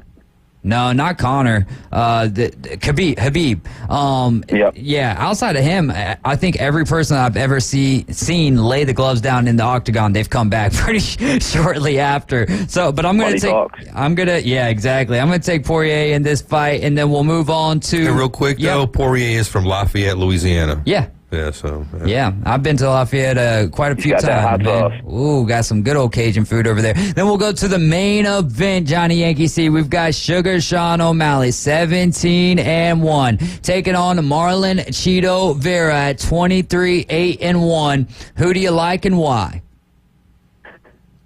I think Chito had a very bad cut. He needed the curtain. He didn't look too well. I think I'm going to go with Sugar. I think Sugar realized he needs this. If Sugar loses this fight, his legacy, it's not good at all. So I think he's really focused. I think Sugar gets it. Yeah, I'm going with the champ, going with Sugar Sean O'Malley. A little bit younger. He's got a little bit better reach. Record's obviously better, too. And like you were saying, that he kind of needs it to kind of keep the legacy going. A loss would hurt him since he's already got one loss. So keep it going, O'Malley. All right. I'm undecided on this one. So, no, I'm just I'm just kidding. I think I am going to go with the champion, Sugar Sean. There's a piece of me that wants to pull for Chito in this one, because when people start, trending towards everyone loving them, that's when it's kind of fun to pull against them at that point.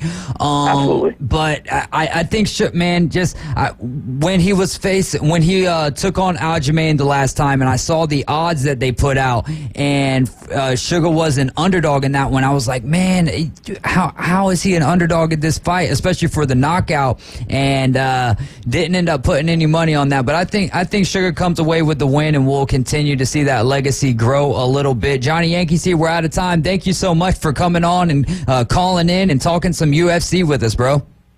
No problem. Take care, brother. All right. You do the same. Johnny Yankee Seed is a listener of the show and always chats UFC with me and all kind of other sports as well, and I appreciate that so much. You guys are listening to ESPN Northwest Florida. It's the Afternoon Underdogs. Coming up next, we're going to have Coach Rory Kuhn on the line with us.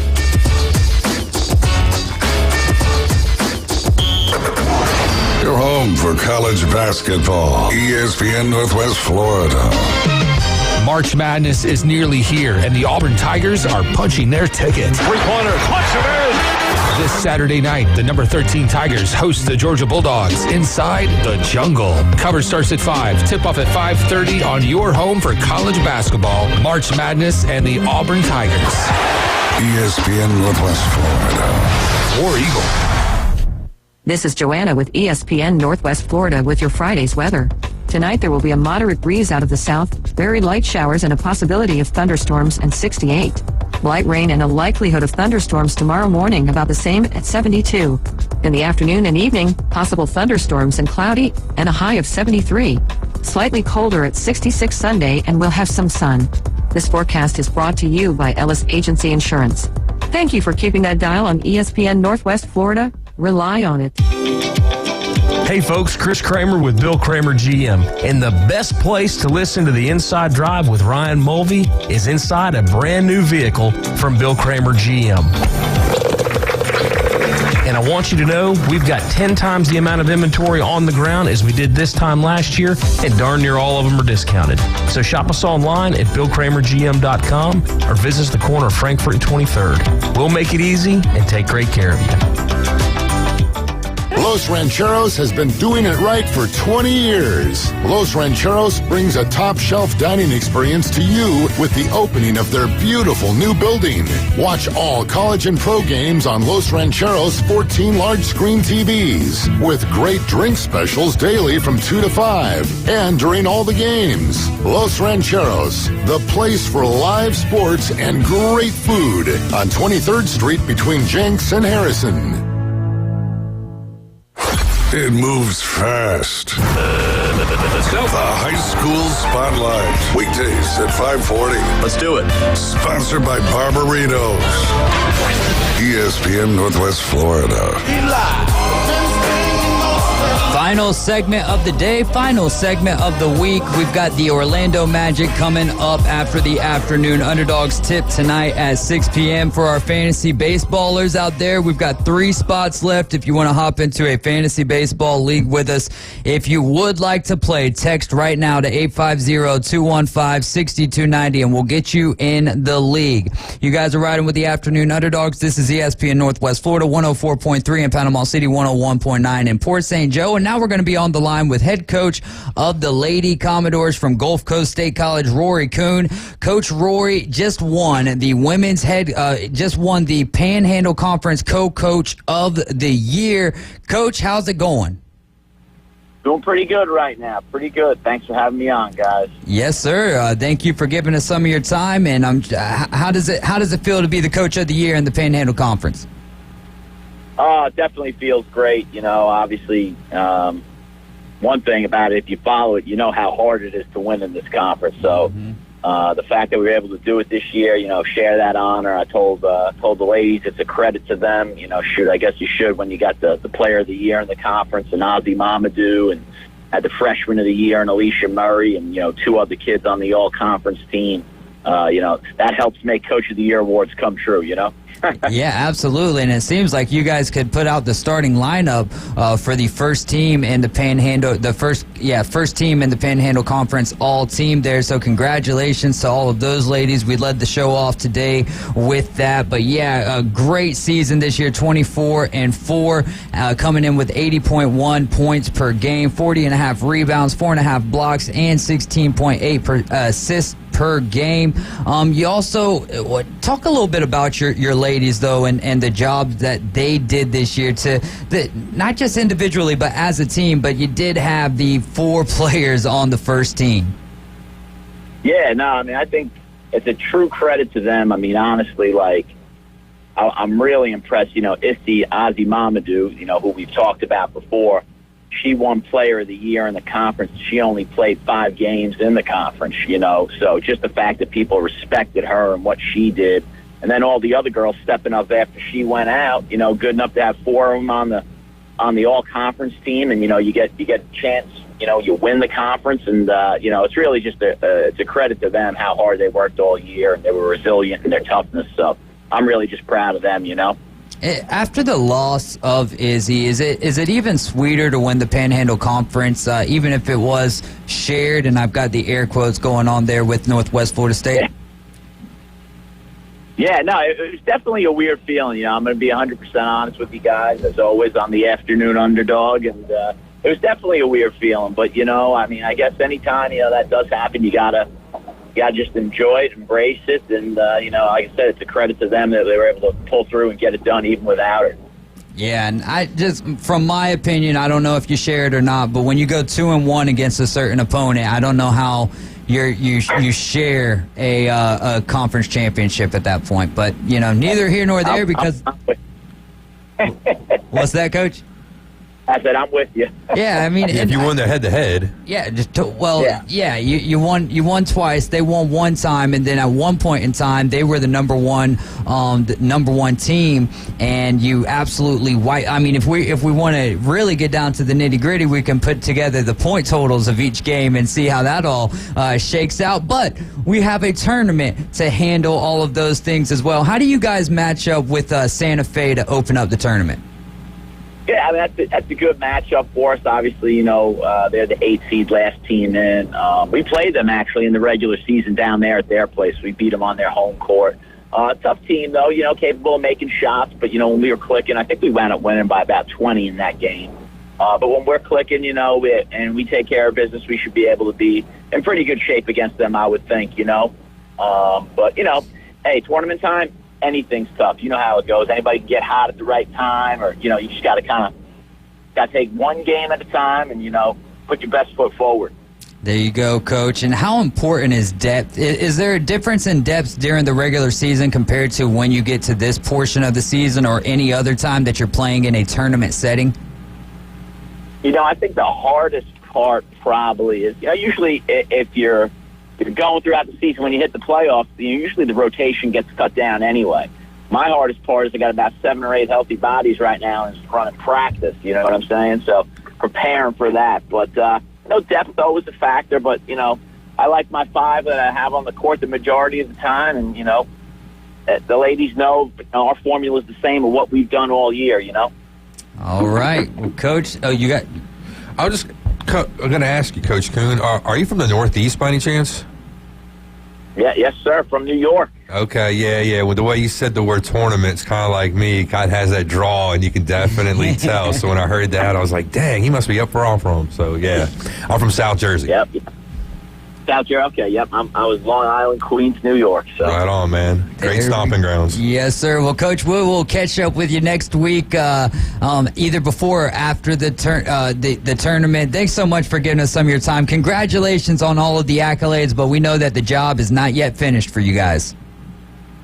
You guys know it. I appreciate you guys having me on. It's always good talking with you, and we'll catch up soon, okay? Absolutely. That is Coach Rory Kuhn. He is the head basketball coach for the Lady Commodores of Gulf Coast State College. Just an absolutely impressive season. We talk about Izzy Mamadou going down, and I believe she's on her way to Maryland next year, which just goes to show. And Coach, how many times has he been on the air with us saying she is the best big in the country? She's headed to Maryland next year. She goes down in a game where I believe it was Chipola, and they end up having 5 other players, I think, foul out, and they're down to 3 players, and they take the game to overtime. I've been so impressed week in and week out with following what Gulf Coast State College has been able to do this year, and it's been a lot of fun to watch, man. And also on the men's side of things, we didn't announce it because I did not, at the point in time when I was doing the prep, this stuff was not available, but I'm heading over to the to their Facebook page real quick, and Andre Young from the men's Gulf Coast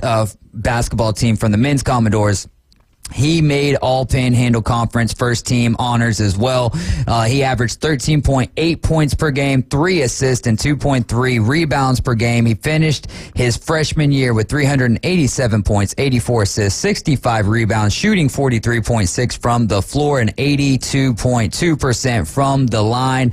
Jackson Ellingsworth also making first team for the all Panhandle Conference team.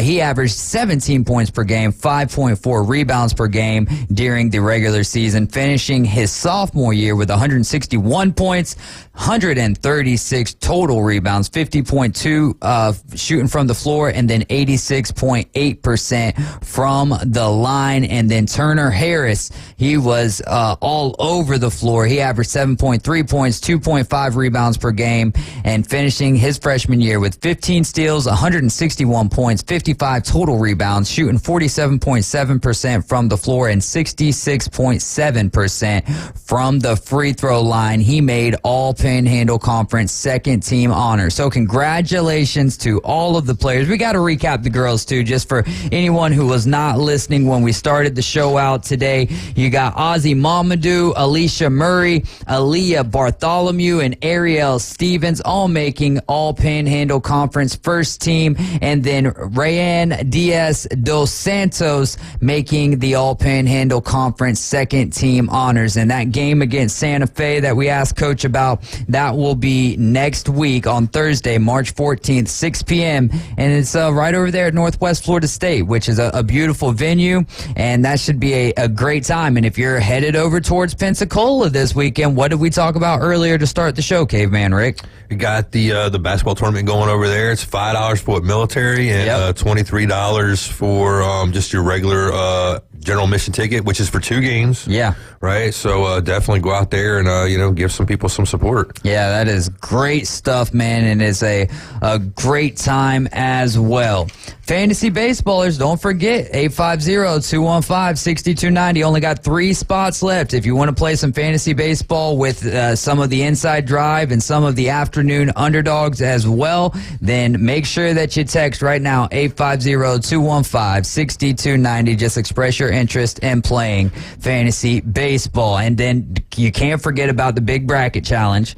And we haven't got the bracket yet, but March 17th is when Selection Sunday will happen. And once that happens, then the bracket will be available. But you can go ahead and get in the group right now. I know as of yesterday, we had 9 people in. Just go to ESPNPC.com, click on Big Bracket Challenge, and join. That's brought to you by PCB Hobby, Buffalo Rock, Panama City Toyota, and ESPN Northwest Florida. Caveman, I just got a notification that's not, very notable per se, but Derrick Henry, it looks like the door is closing on his time in Tennessee. Now, the door is not completely closed. It's closing, but he had an 8-year run there with the Tennessee Titans, which is a long time these days in the NFL to stay with one team. Well, outside of your Eagles, because he would fit in great, but give me 3 teams that you would love to see Derrick Henry with for the sake of Derrick Henry, not for how it affects your team. Yeah, well, we were going to do this earlier. I had chosen him as one of the 3 running backs, and the first pick that I was looking at was the Chargers. Jim Harbaugh's come in there. He likes to have a great offensive line. Win the trenches. So being said, and likes to have a strong running game. Who better out there to bring in than like a Derrick Henry to help that out? Especially because he's probably not going to draft like a Blake Corum, his own guy. So for me, the first place would probably be the Chargers. Another place that might be pretty good. The Texans, they didn't get a lot of their offense from the running game last season. I think it was like maybe like 20% or maybe even a little less than that or something. Mm-hmm. So with that being said, they could definitely use some running back help. So maybe over there. And then another one, maybe the Baltimore Ravens. Help out Lamar Jackson. They always have injury problems, injury woes with the running backs. Derrick Henry's the type of guy that usually can stay pretty healthy. He's a bell cow running back, so bringing him over there might help a lot of those running back problems that they have over there in Baltimore. So that'd be my 3. All right. For me, my 3, first and foremost at the top of the list is going to be the Baltimore Ravens. I'm right there with you. You have, we got to go. Well, Ravens, Bills, Cowboys. You guys have a great weekend. Coach James Taylor Show is going to be live at 7 in the morning on Monday. Inside Drive is live at 11, and then we'll be back Monday at 4. Y'all have a great weekend. Be safe out there. No alcohol on the sandy beaches. And just remember, to God be the glory. Jesus loves you, and so do I.